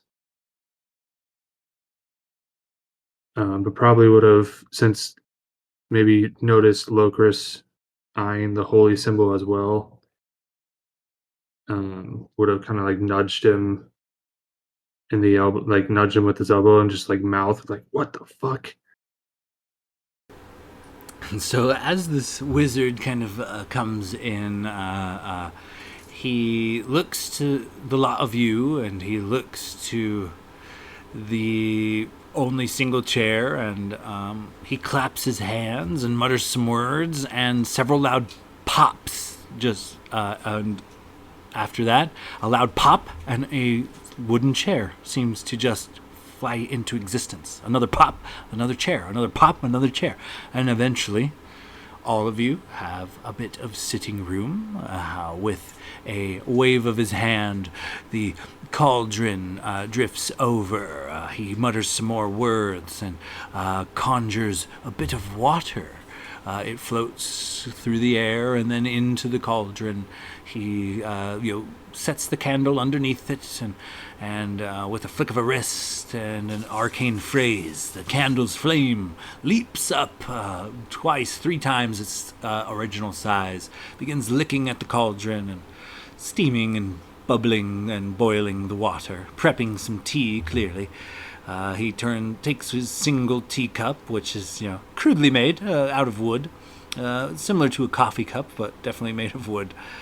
He focuses on it, and with a rattle and several pops, very similar to the chairs, several glasses begin to just appear out of nowhere and land on the table. After several pops, there is a glass for each of you. He takes a good chunk of a familiar-looking brick, a brick of tea that you guys also managed to procure, and he begins steeping some of it in the boiling water in this cauldron, and he turns back to you. He says, "So, I knew you lot were coming, but everything gets fuzzy after that. The rule isn't the most nicest, or, well, he enjoys suffering and a bit of pain now and again, but he's also full of knowledge. I feel like some of the trickery and the pain is worth what you can learn from such a powerful deity, such a powerful entity. Any of you care for tea?" And he scoops a big glob of this tea out of the cauldron. Yes, please. He scoops you a bit of tea and slides it across the table as well. Thank you so much. It smells wonderful. Oh, absolutely. I'd take some. He happily obliges, slides you guys several cups of tea, making sure everybody has one. Can Renwick pour a George Clooney and pretend to drink it, but like dump it? Absolutely. Where would you like to dump it? I guess just over my shoulder. Unless, like, if there's something nearby that looks like it's dumpable, like a potted plant or something, then great. But if not, he'll just wing it. It's a pretty barren little shack. There looks to be like a pile of like hay and pelts that he might like sleep or meditate on or something. I'll take my chances. Just go over the shoulder with it. Oh, sweet Jesus. Okay, give me a sleight of hand check. It's a nat 1, but thank God. I just have to play halflings forever. I've come to terms with it. That's going to be a 15. Okay. Oh, no. Easily done, you know. Doesn't seem any the wiser as you kind of throw a little splash of tea over your shoulder. I think Glader's just gonna hold his cup, not toss it, but just not drink it either. Just kind of hold it. And quick DM question. I feel like I know the answer to this, but what would you count as magically desecrated? Like, is that just that wouldn't be like poisoned or like magically messed with or anything like that? Like, that's something like religious, Desecrated to me would be like destroying a deity's altar, or you know, if like a good you were to do like an evil deed on a good deity's altar, that would be like a desecration.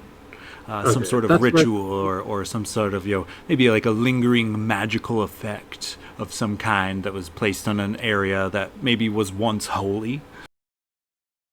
Okay, that's what I thought too, but I just, had to ask in case because the spell lasts for 10 minutes. So I was like, maybe it'll tell. I mean, as far as you, there's nothing particularly like evil or good in the area, but I mean, holy symbols tend to have their own vibes, and Nerul is a neutral evil god, so I mean, you might get some funky vibes from his little like shrine that are holy symbol essentially, but if very faint, very weak ones, if anything. It's not even really considered a magical item at this point. Okay, gotcha. Thank you. So as he kind of slides the tea out to each of you, he looks around satisfied that each of you have a glass before he takes a sip of his of the tea he poured for himself. He removes the cauldron and hangs it back on the wall. And briefly, the candle is still like turned up, as it were, shedding a bit more light. He quickly turns to it and turns it down, and then places it back on his shelf next to his shrine. And he lets out a deep sigh. He says, "So, I think we're going to help each other, you and I, the adventurers, the tea bringers. So, what could I do for you? And perhaps then we could talk about what you could do for me." We're on our way to the tower. We have a meeting with Amorphous, but our lanterns went out as we reached the little town across the water, and we heard you might have an alternate way to get there safely. And then I take a sip of my tea.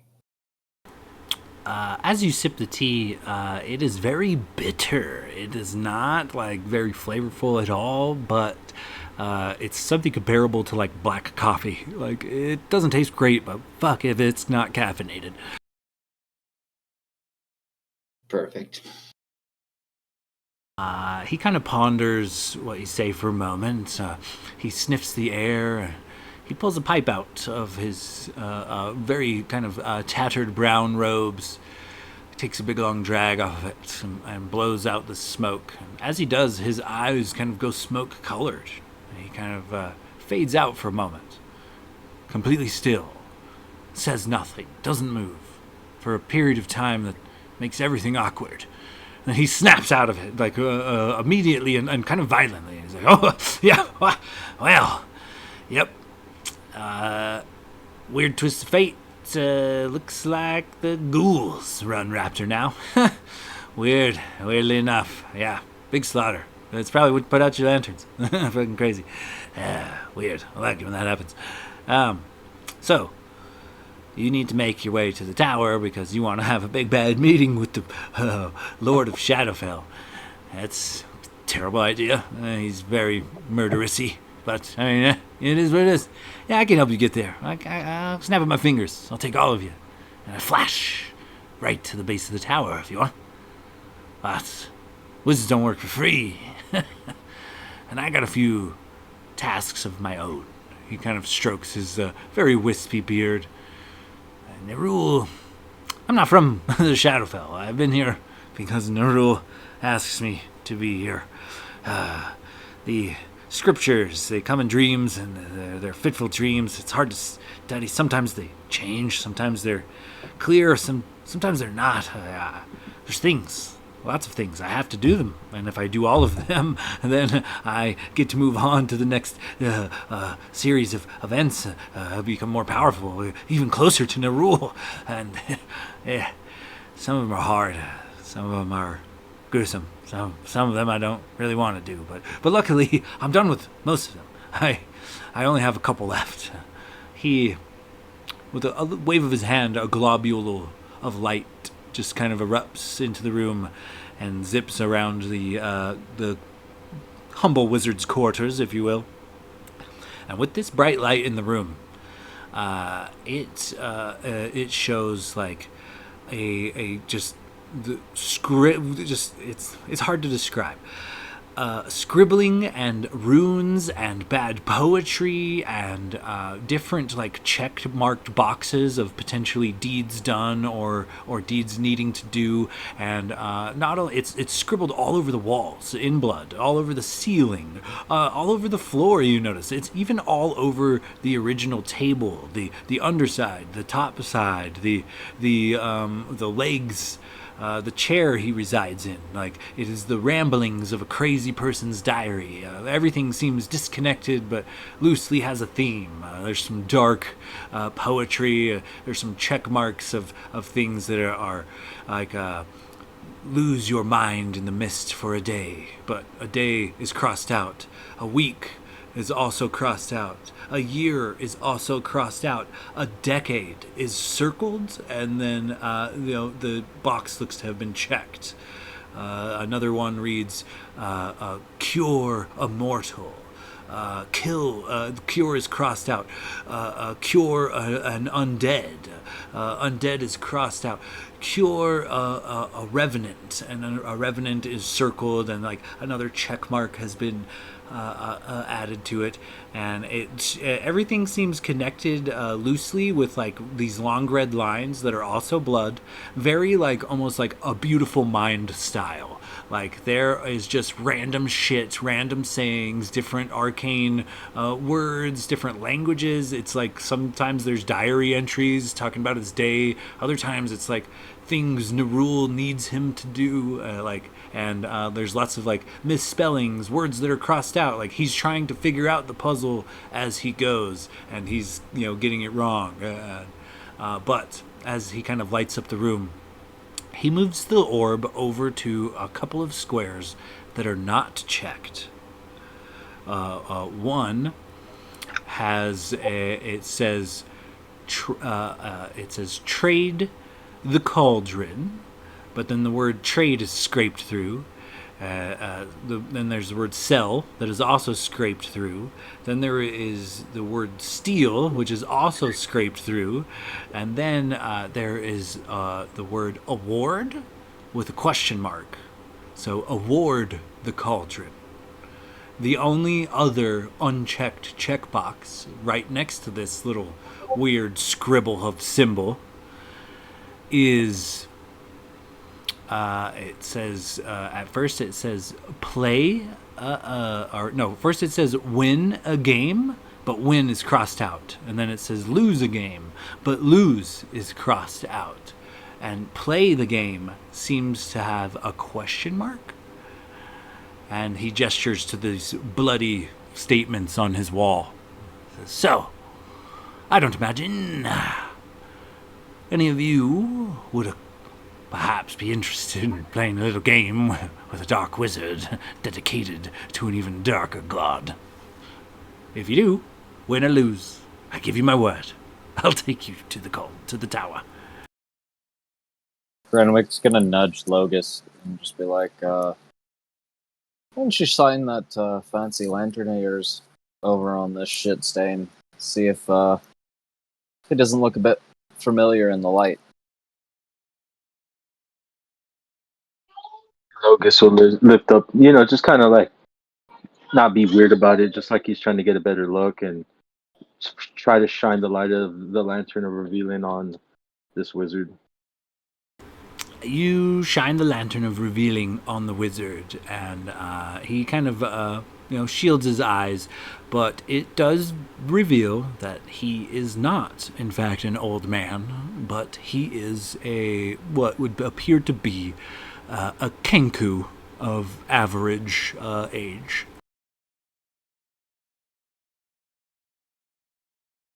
So he is this short, black bird, amorphous-like bird. Like he is like a humanoid bird person, essentially. Not much taller than Renwick.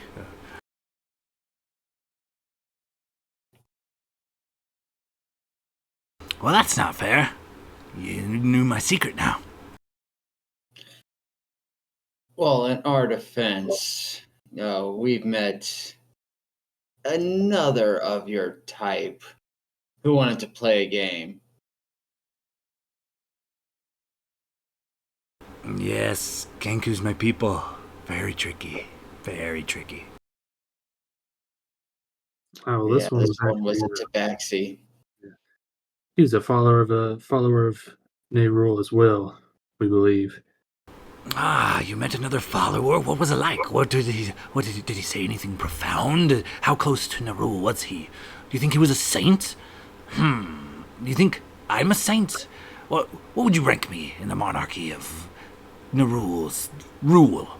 I'm like upper tier, right? Definitely a saint.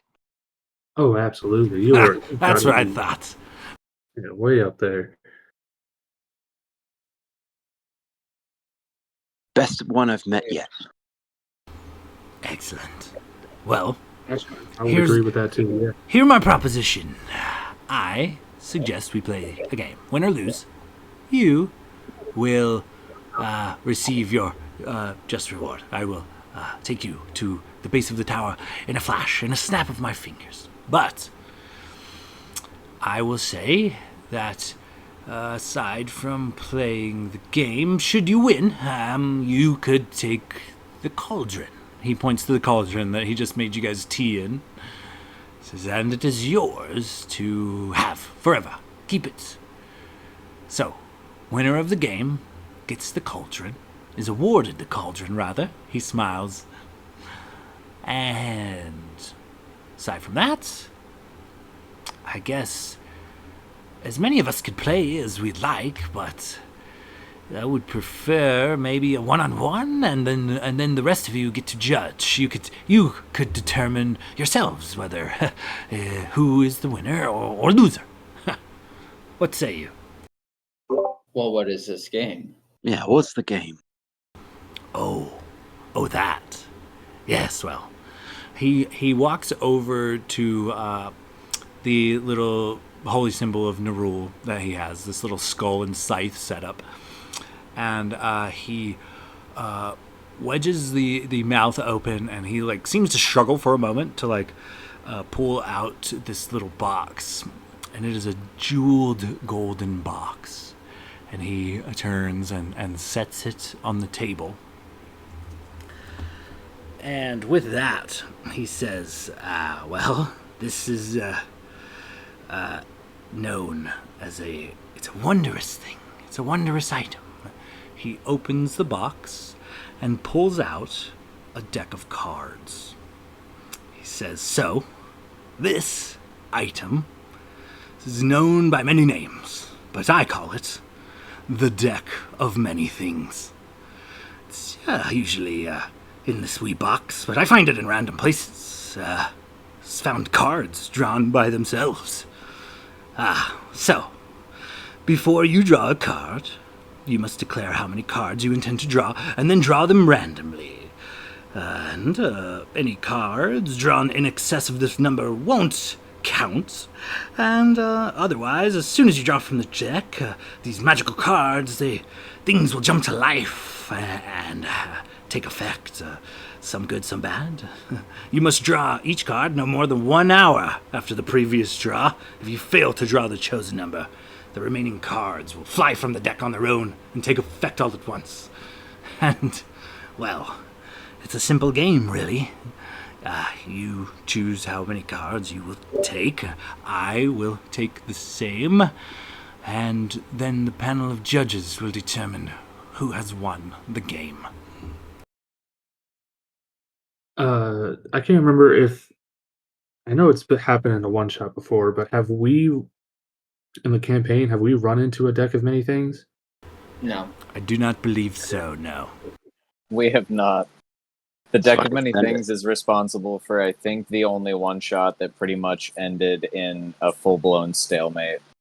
Yeah. Okay. Is there any punishment for the loser minus perhaps a bad luck of the card?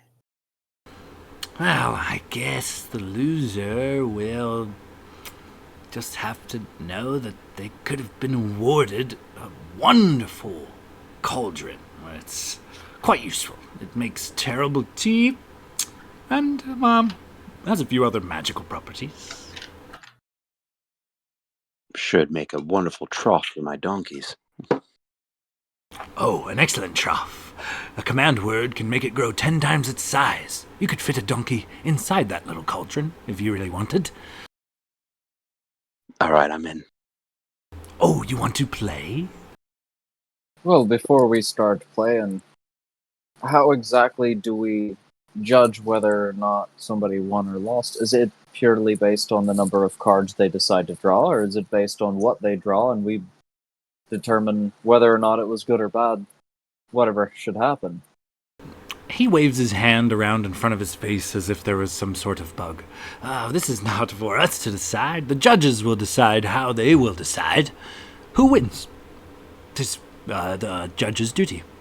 I just know that I cannot play this game by myself, so I need a partner. Or 2, or 3, or 16, however. I think All right, Ridley's going well, to cautiously kind of look at the group. And, yeah, if I'm not Okay, so- metagaming, I mean, he grew up a gambler, so I think he'd look back and just be like, I can't help but be a little bit enticed by the idea of it, but also we've had pretty fucked up luck in the past. What do you boys think? I mean, who exactly are the judges? I mean, obviously we're here, and whoever's not playing will judge. But I mean, you don't have like 17 friends hiding out back, do you? He throws his hands up. He says, "Not it. I'm not a judge. I don't have 17 friends hiding out back. Just Jerry. And Jerry, he's my favorite." I'd say I think Blade, the Locust, and I should be judges, and Gladia, Renwick, you choose between you two to play.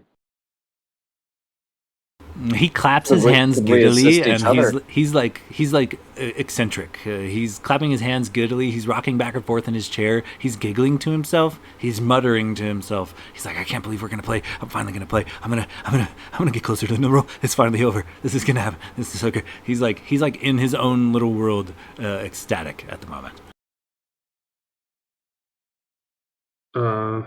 Yeah, I think Glader would be sitting back. At first, he was pretty hesitant about it, but with Renwick saying he kind of voicing he might be into it, he's not going to let his friend do it by himself because if he thinks there's any negative things that could possibly happen, he's going to want to be there with his friend, being the protective guy that he is. So he looked to Renwick. Well, Renwick, I mean, you're gonna do it. I'm not gonna let you play this game alone. Last time we played a game with, uh, no offense, uh, with someone who following the rule. It didn't exactly turn out too well, so I don't want you to be alone with this. Well, that's fair. Last time that fucker stole all my gold. Oh Funny my thing God. is, fucking Logus copied my trick, and his gold was fucking fine. Who would have thought? I deserve redemption. You got to If be more anything, lucky, that's baby cakes. well. He's just giving fuel to my fire, so I guess I'm playing if we're playing. I mean, both of you have pretty much lost your family, so no skin off our backs. Jesus. No, I'm sorry. That was being. Renwick sheds a single tear and turns away. I mean, he's Oh, right. Jesus. I mean, Gladiator, I mean, honestly, what do you have to live for? Yeah, play a Well, game.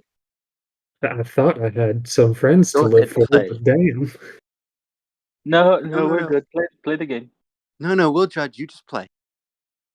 Yeah, Excellent, excellent. He giggles and claps his hands. So who's in? The halfling? The dragonborn?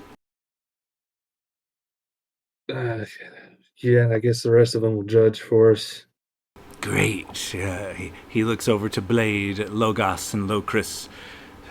Judge fairly now. It'll be up to you to determine who has won the match. He turns his focus back to Renwick and Gladiator, and he tucks his chair a little closer to the table. He's got the deck in front of him next to this jeweled box. He kind of gestures for you guys to take a seat on either side of this very small table.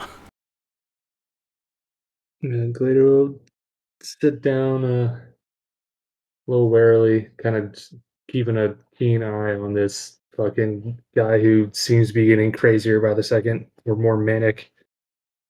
Logos is gonna stand like right next to the Kenku and just spamming insight and perception checks, make sure that there's no fuckery afoot. Okay, go ahead and give me an insight check right away, Logos. That is a 22. With a 22, it's pretty high, but doesn't quite. You do notice that this fucking dude, so fast with his fingers. He shuffles the cards in ways that you did not know was possible. His, feathered fingers, weirdly agile. And yeah, it's kind of off-putting. But alas, you don't detect any fuckery. But this particular Kenku is particularly agile. Could I make like an active perception check since I'm actively watching his hands? Or would you want to use my passive just to make sure like he's not like maybe peeking at the cards or whatever and trying to deal them some bullshit? Go ahead and make a regular perception check for sure. That is a 26. As far as you can tell, the Kenku is playing above board, but it seems that he is very, very familiar with this deck. He might have shuffled it hundreds or thousands of times. You don't know.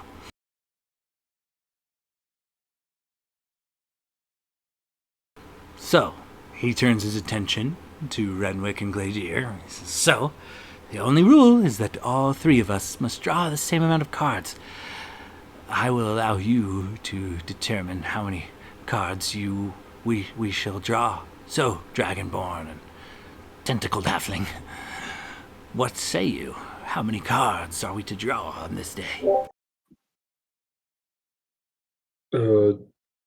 Renwick, should we? What do you think? If you're asking Renwick, his gut tells him 2. If you're asking Dakota, I rolled a D4 to determine, and I rolled a 1. Oh, here, I'll roll a d4 Oh, but Felonius said number 3. Pick 3, my lord. too. Think about the sheer number No, of you're not going cards. with that. Fuck that. No. Well, I rolled a 1, you rolled a 4. Let's split the difference and round down. Let's go with two apiece. That seems Okay. slightly less game breaky. Yeah. 2 apiece. Brave adventurers, for sure. So, the way this is going to work is I actually have several tables for the deck of many things. It's essentially the same stuff, just kind of put in different order. But first off, we are going to have to determine what type of deck of many things we're working with here. Is this the more common 13 card deck of many things, or is this the far rarer 22 card deck of many things? I'm going to say somebody roll me a raw d20, and I'm just going basically odds or evens, guys. It's a 50-50 shot, so somebody raw d20 it up. Say let Renwick or Gladier. So, we are working with the full 22 card deck of the many things. So, with that, let's go ahead and I'll have each of you roll a d4 to determine what table I'm going to use. So, Gladier and Renwick, if you would be so kind as to roll me a d4. Oh, man.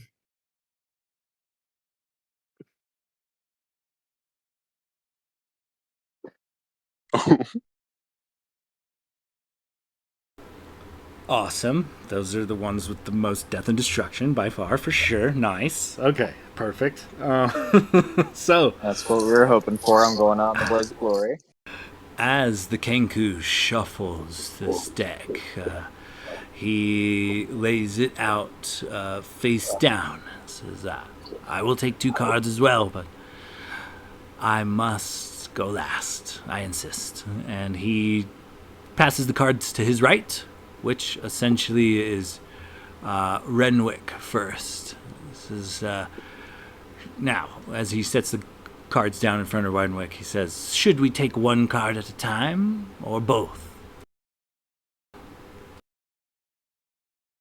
Oh, I'd say we take 1 card at a time. Otherwise, we're pulling all our cards before you have to pull a single one. Clever halfling. All right, you're still first. Well, that's fair. Yeah. So go ahead and roll me 1d22. 1d22. You'll probably have to use a fry. Do I reroll ones in this case? Not in this particular moment. Even fucking Avre's cursed me. What is this shit? Okay, for this, I need to know what, Renwick, is your alignment currently? I would assume probably chaotic good. I think. And if anybody has other thoughts, let me know. I think he's definitely not lawful, but overall. Didn't you choose chaotic neutral? I was gonna say, like, you seem more Maybe chaotic neutral because you're yeah, pretty. I guess I've grown pretty neutral with the whole torture things. Well, and you were a Dark pirate. Patron. I think. Well, he was most a of us merchant chose. before, but he's definitely become more pirate than merchant. So I think at this think- point, yeah, probably chaotic neutral. I think most of us chose chaotic neutral as an alignment, with maybe Gladier as one of the only, and Logus as the only good or lawful characters. Yeah, I Fair. definitely started as lawful good, but definitely neutral good now. I slowly shifted. Yeah, I kind of we've consider rubbed myself. off on you a little bit. I was either going for lawful neutral or either true neutral. Yeah, so I guess we're rolling chaotic neutral. All right, Renwick. Well, the card you draw is the card of balance. This card has a blind woman holding a scale, perhaps a scale of justice or something, but they are perfectly balanced. Your mind suffers a wrenching alteration, causing your alignment to change. Lawful becomes chaotic, good becomes evil, and vice versa. If you are true neutral or unaligned, this card has no effect on you. However, your chaotic neutral tendencies suddenly, though your disposition doesn't seem to change much, your chaotic outlook on life for sure does. Like, suddenly things matter to you that didn't before. Your garb, for instance, you're not buttoned exactly to the button. It's not tucked in correctly.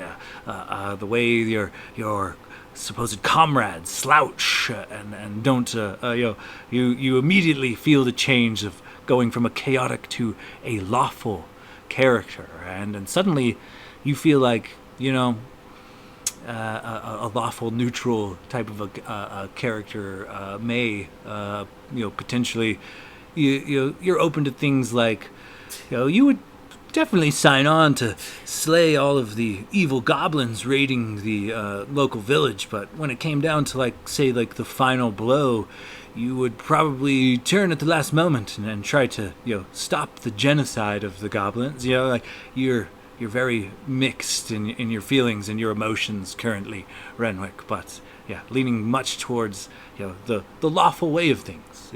You maybe even doubting using some of your roguish abilities.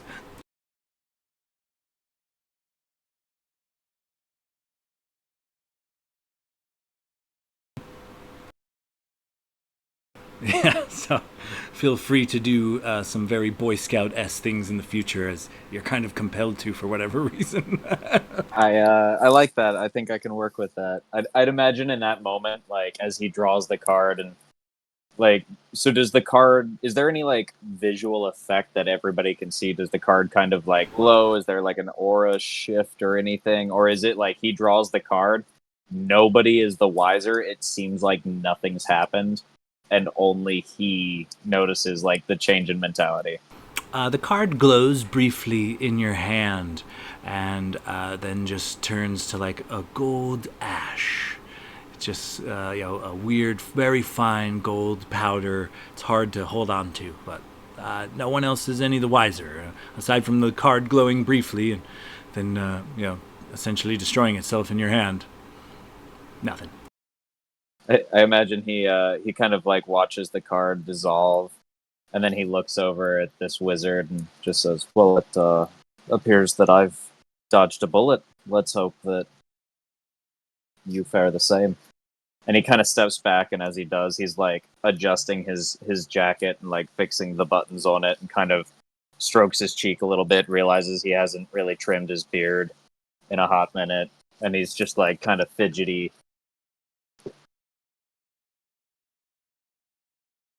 All right, and as you slide the deck across the table to Gladier, you're rolling on a different table than Renwick, but still, alas, now it is a 21 card deck. So go ahead and give me 1d21.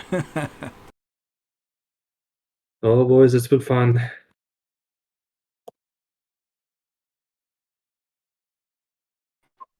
I don't know. Maybe you'll get a tail out of it or something.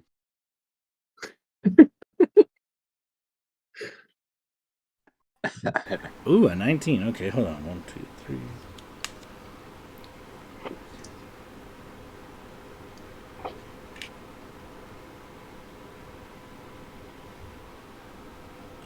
Oh, man. Wow. This is pretty shitty to do before you go into a potentially future boss fight, but Gladier, you pull a card out of this deck,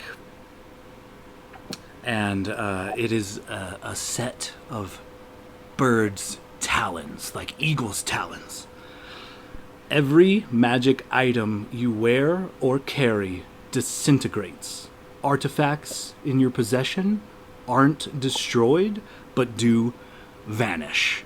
Gladier, your Kopesh, I believe maybe your armor, your several things in your pack, all of the items on you, gone. You guys see as Gladier pulls this card and it begins to glow and then turns to a glowing ash in his hands, several things on his person also become this glowing ash and fall to nothingness all around him. Oh, no. So, question, DM, is he just hanging dong right now? That was actually my first thought. Gladier, were you wearing a magical suit of armor at that point? That depends on what is considered magical. Is like a +1 plate armor, magical? Correct. It would be +1 enchantment, so it would be magical.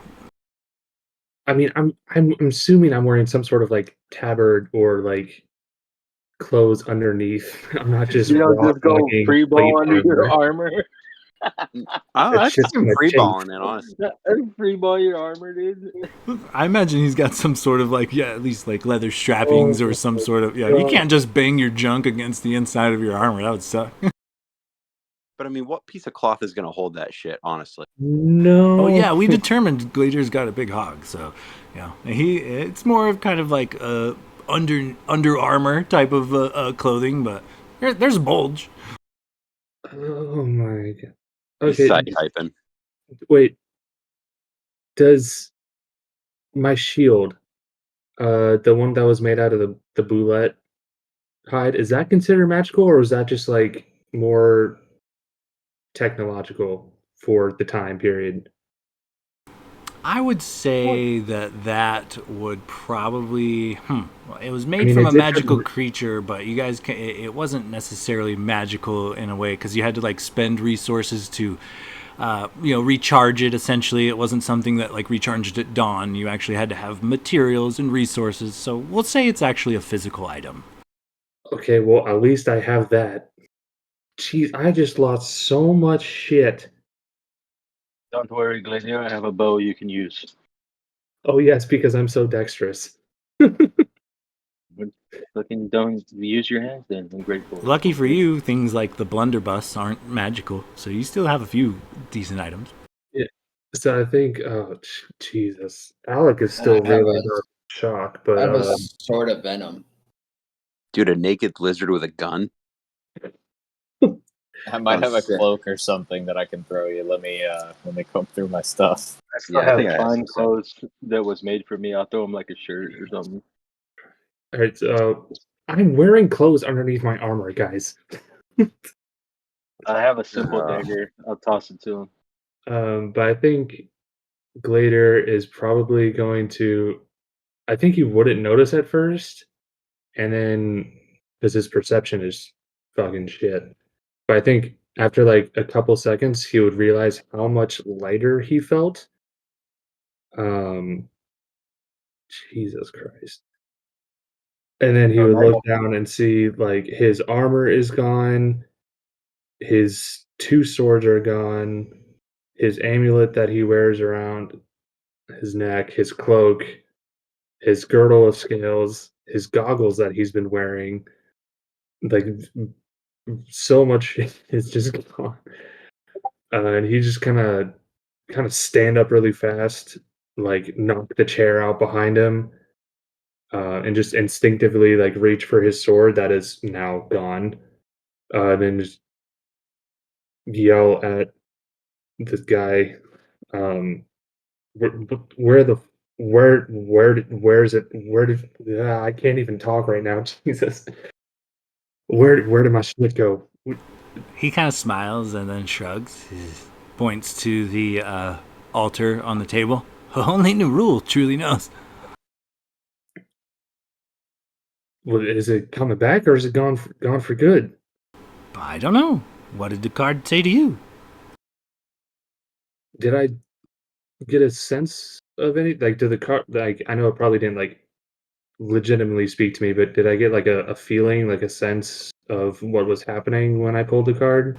You did get a vague sense of what was happening. You saw the magic, mesmerized by the card momentarily.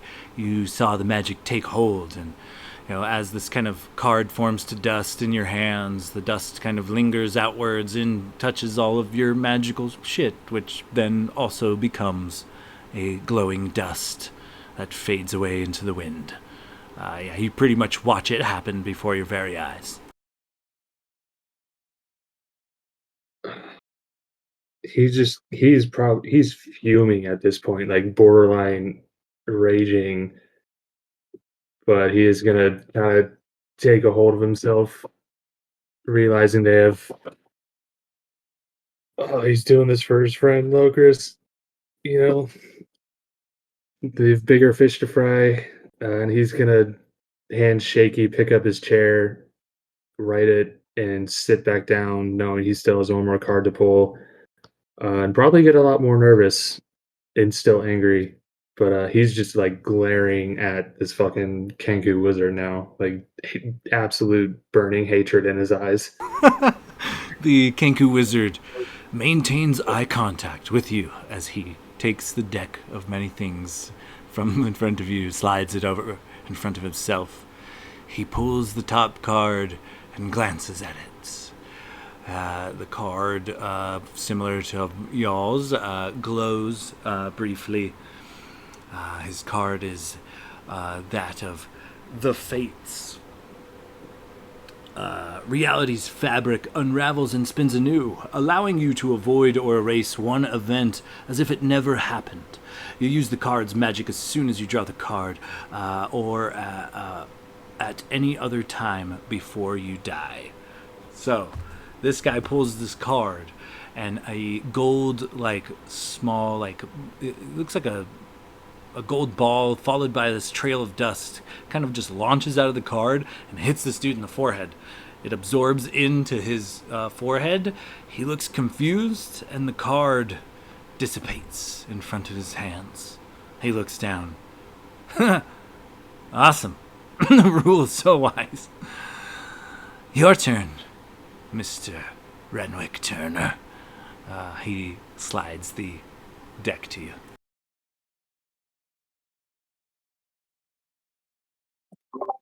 I imagine he kind of looks at the cards and just goes, "Well, apparently nothing's happened to me.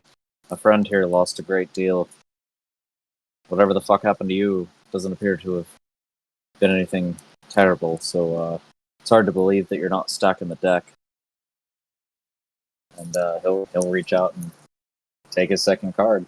He's a man of his word. All right. So now that 3 cards have been drawn, it is now a D19. Go ahead and roll me a D19.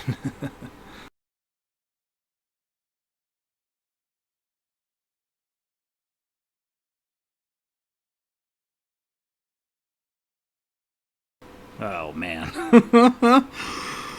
So, you draw this card, and it is a card with rippling fire drawn all over it, the flames card. And as you look into this card, a powerful devil becomes your enemy. The devil seeks your ruin and plagues your life, savoring your suffering before attempting to slay you. This entity lasts until lasts until either you or the devil dies.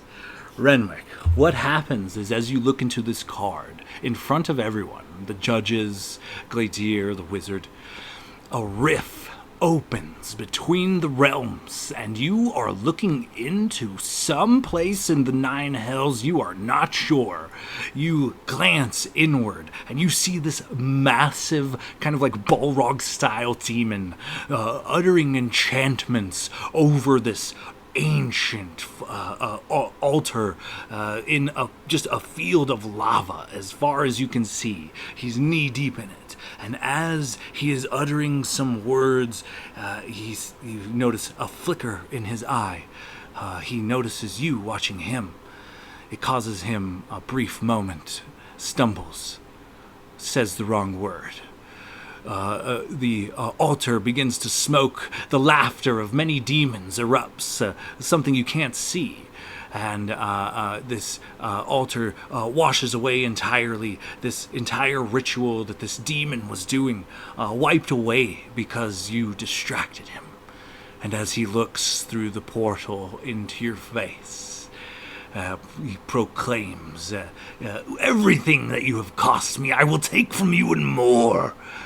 You will be mine. And as he reaches for the portal, seconds before crossing into the material plane, oof, it vanishes. And you are left alone. Quiet, dark, the wizard definitely wide-eyed. Well, it seems like that second card didn't do much of anything either. And then he looks over at Locris and he goes, "Oi, How exactly would you describe what Jurassic looks like? I think I might have just seen him. He's a little grumpy. Humanoid. Nope. Close enough. And he just kind of shrugs it off. I don't think he really would have an understanding of what just happened. Oh, give me 3 to 5 sessions. You will.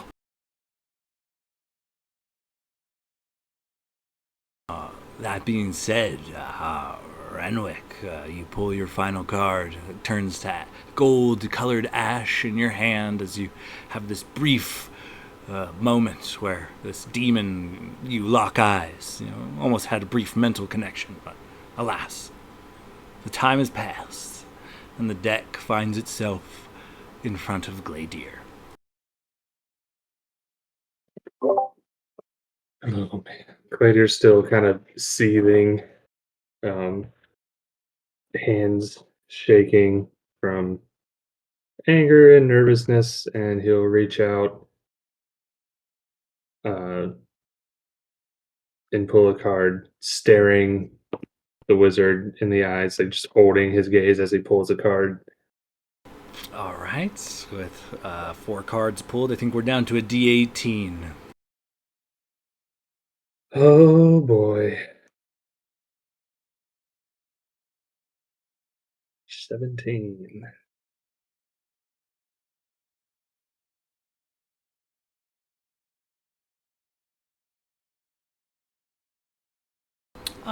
That one's actually not so bad. You pull a card, and it is a bright star on the card. It glows a bit brighter than the card, and the star, even though it's only shape and size enough of a little icon to sit on this card, it jumps off of the card and onto your forehead. You know, you have this glowing rune briefly that slowly fades. The star card increase one of your ability scores by 2. Score can exceed 20, but cannot exceed 24. Oh, okay. Oh, what am I gonna pick? Perception? And or dexterity, because I'm gonna need all the bump to the AC I can get right now. um, or charisma, because then my spell. That's my ability for spellcasting. Do I have to pick right now, or can I think on it? You can think on it. You have, Yeah. you tell me whichever one you prefer. So, the final card, or the final draw of the card. The Kenku takes, once again, the top card on the deck. Let me roll it out. I think we're at a, what was that, a D16? A D17 right now? Yeah. Yeah, let's see what we work with here. The Kenku takes the top card, and he leaves it face down. And he says, now, this is very important, and when I look at this card, he looks over to the judges. You decide who is a winner. And he flips the card around and stares at it. It glows a little bit, much like some of the others. And this one is the card known as the Throne. You gain proficiency in the persuasion skill and double your proficiency bonus on checks made with that skill. In addition, you gain rightful ownership of a small keep somewhere in the world. However, the keep is currently in the hands of monsters, which you must clear out before you can claim the keep as yours. The card, once again, washes over the wizard with some sort of radiant light and then vanishes into dust in his hands. He, satisfied, lets out a breath. He returns the cards to their jeweled container, and he looks to the judges. So, judges, Who won this card game, do you think?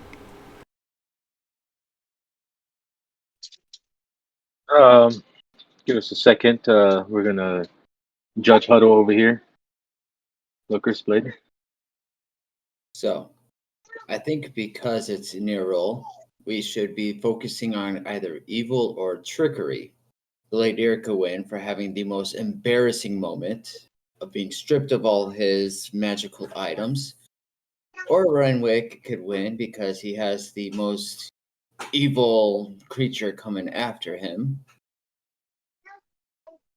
Yeah, I was gonna say, based on merit, I mean, obviously the Kenku had the best draw as far as nothing bad happening to him. But if we're going with what the god would want, I would say Renwick was probably the clear winner because I mean both his draws were kind of not necessarily good, while his Gladier got a good draw on the second one.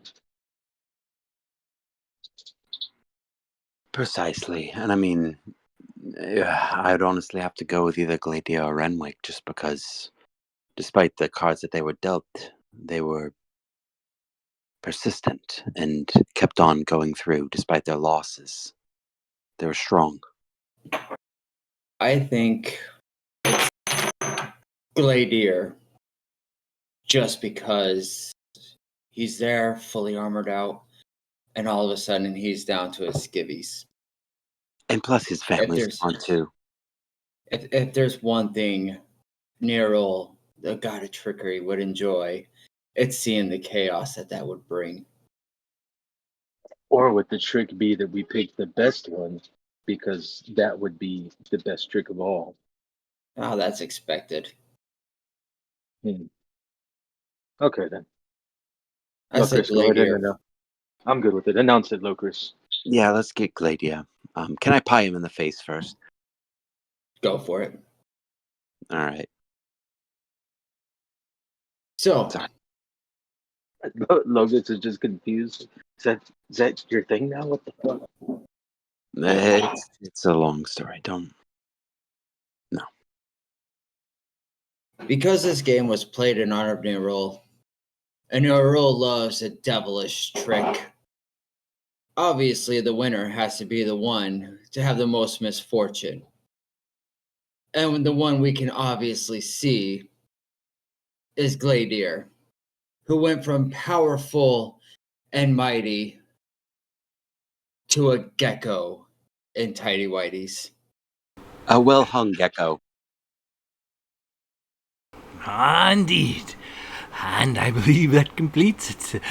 He walks over to the cauldron. He takes the cauldron down and sets it in front of you, Gladier. He then wanders over to the wall where he's put a little check mark. He takes a wee pin prick and pricks his finger and puts a check mark in the box of award the cauldron. He crosses out the word cauldron or award. And then he does the same with the same little check box of where he said to play a game. He wasn't sure if he was supposed to win or lose or just play in general. So he hands Gladier the cauldron. He says it's a powerful magical item. Might make up for something you lost. And as he takes a step, he cracks his finger and says, "Oh, I guess it's time to send you lot somewhere, ain't it?" He clears his throat, and as he begins to talk,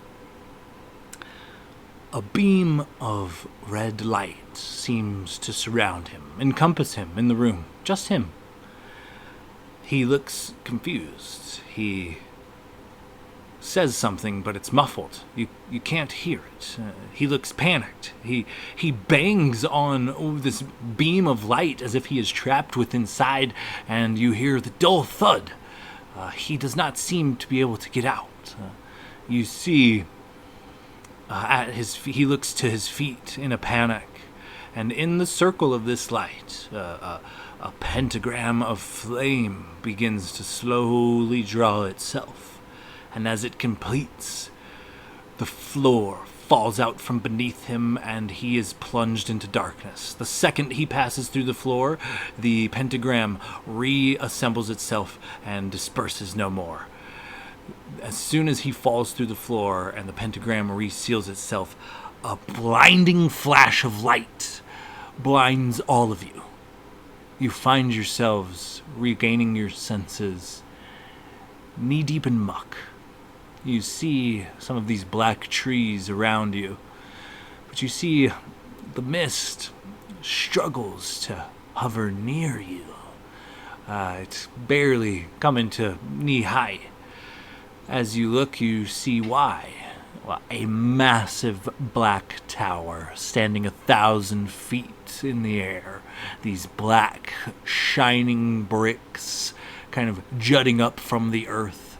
You are essentially in, like, the no man's land. This tower repels the mist, similar to forces like that you had seen in, like, Raptor.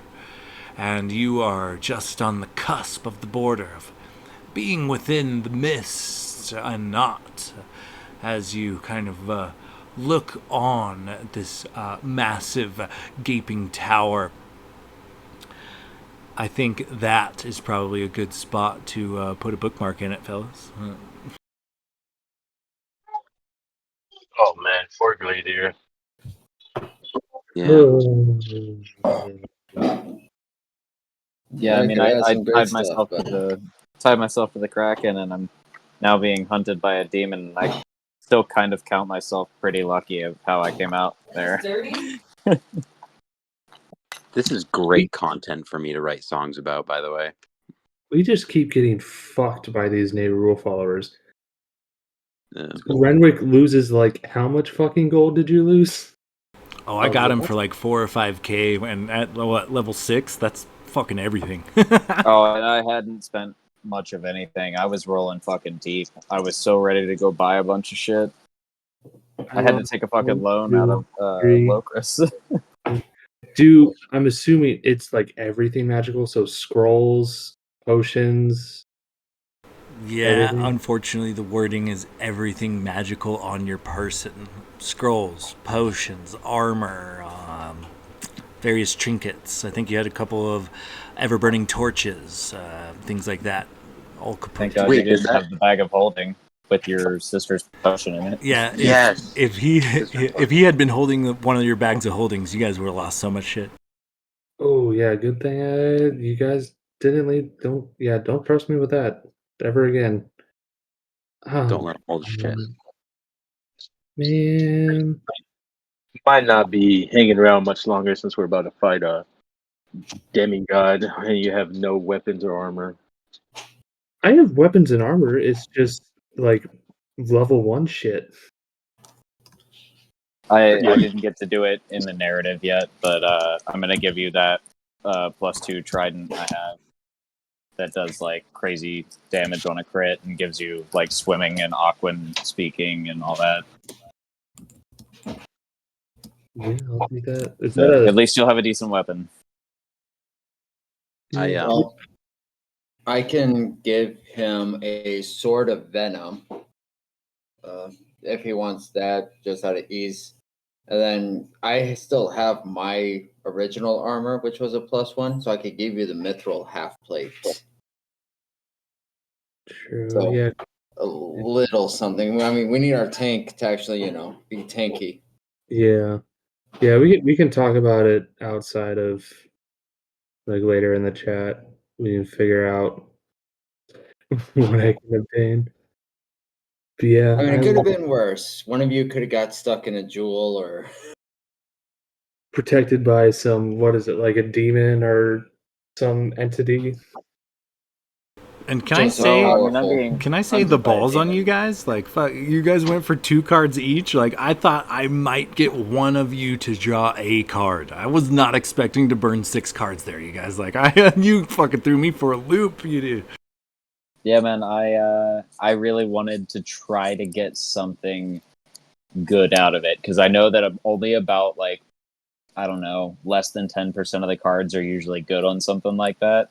I was like, but what if we get that card? And I was like, fuck it, Yeah. I'll take a chance. Like, I'll probably get something pretty fucking awful, and then I might get something cool. And instead, I got something pretty fucking neutral, and now I'm being hunted by a demon on top of being tied to a fucking Cthulian entity. Yeah, Also, yeah, I think I'm gonna go with bump my charisma up by 2, just because that will affect more for me. Just my spell casting modifier, my spell attack, my spell save DC, and like persuasion and all the charisma type spell checks or ability checks are all gonna go up by 1. So I think I'm gonna Yeah, that makes sense. That's a good call. I mean, you can like juggle that Kopesh with me and like performance check. Oh wait, yeah, right. You son of a! I do have 1 Kopesh. So why do you do this to me? I must say, you guys, Nerul is 2 for 2. He got one of you for all your money, and he got the other one of you for all your magic shit. You guys probably should stop fucking with Nerul. I'm just saying. So much. We have a fucking. That's our next story arc. Fuck everything Level else. We're 20. gonna take care of Amorphous, then we're gonna kill a god. Fuck Naruto. Jesus. Level 20 campaign or one shot. We kill our rules. Get my magic shit back. Oh, Fun. Well, fellas, keep in touch, man. Let's do this again soon. Glad to kind of get back in the rhythm of things. Hope everything's good with everybody. And yeah, keep in touch, man. We'll try to do this again. Sounds all good. right, Trevor. catch you guys later. Sorry Thanks, again, you guys. Alec. I didn't mean to hose you. Sorry. I got you pretty good. We'll make up for it in later arcs with maybe other characters after I kill you. No, I'm just kidding.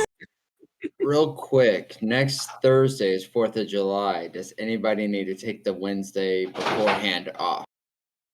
Actually, We might want to just opt out next week. There's a lot of shit going on. I don't know about you guys. I will probably bow out. I have family in town, maybe a concert, and that week is just fucking slammed. yeah, I meant to bring that up too earlier, so I'm glad you reminded me. I will be out of town. I will like leaving Wednesday, like night, so I probably want to be able to play on Wednesday. Okay, well, maybe we'll figure something out. We'll have somebody run something else, or we'll just call it a healthy scratch or something. Yeah. Keep me Break my posted. heart. I don't mind running a heist one shot RFS or something, or maybe Logos has something else he wants to run. I don't know. Locris had some pretty interesting ideas.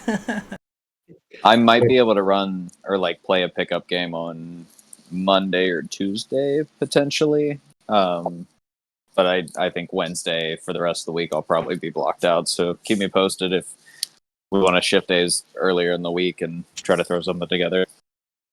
Okay, just let me know. All It's just right. the curse of summer.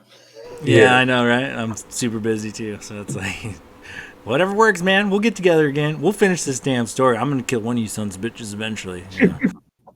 You kill me emotionally. Well, Yeah, it's got to start somewhere.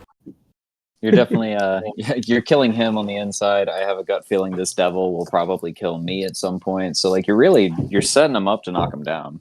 I'm not going to tip my hand, but I promise you that the devil thing is going to suck a lot for you in the future. I'll accept my punishment, and I'll do so with a Boy Scout-like attitude with my new alignment. There you That go. is so great. That's one of my favorite. All right, guys, I'm going to get out of here. I'll talk to you guys soon. Keep in touch. All right, catch you later.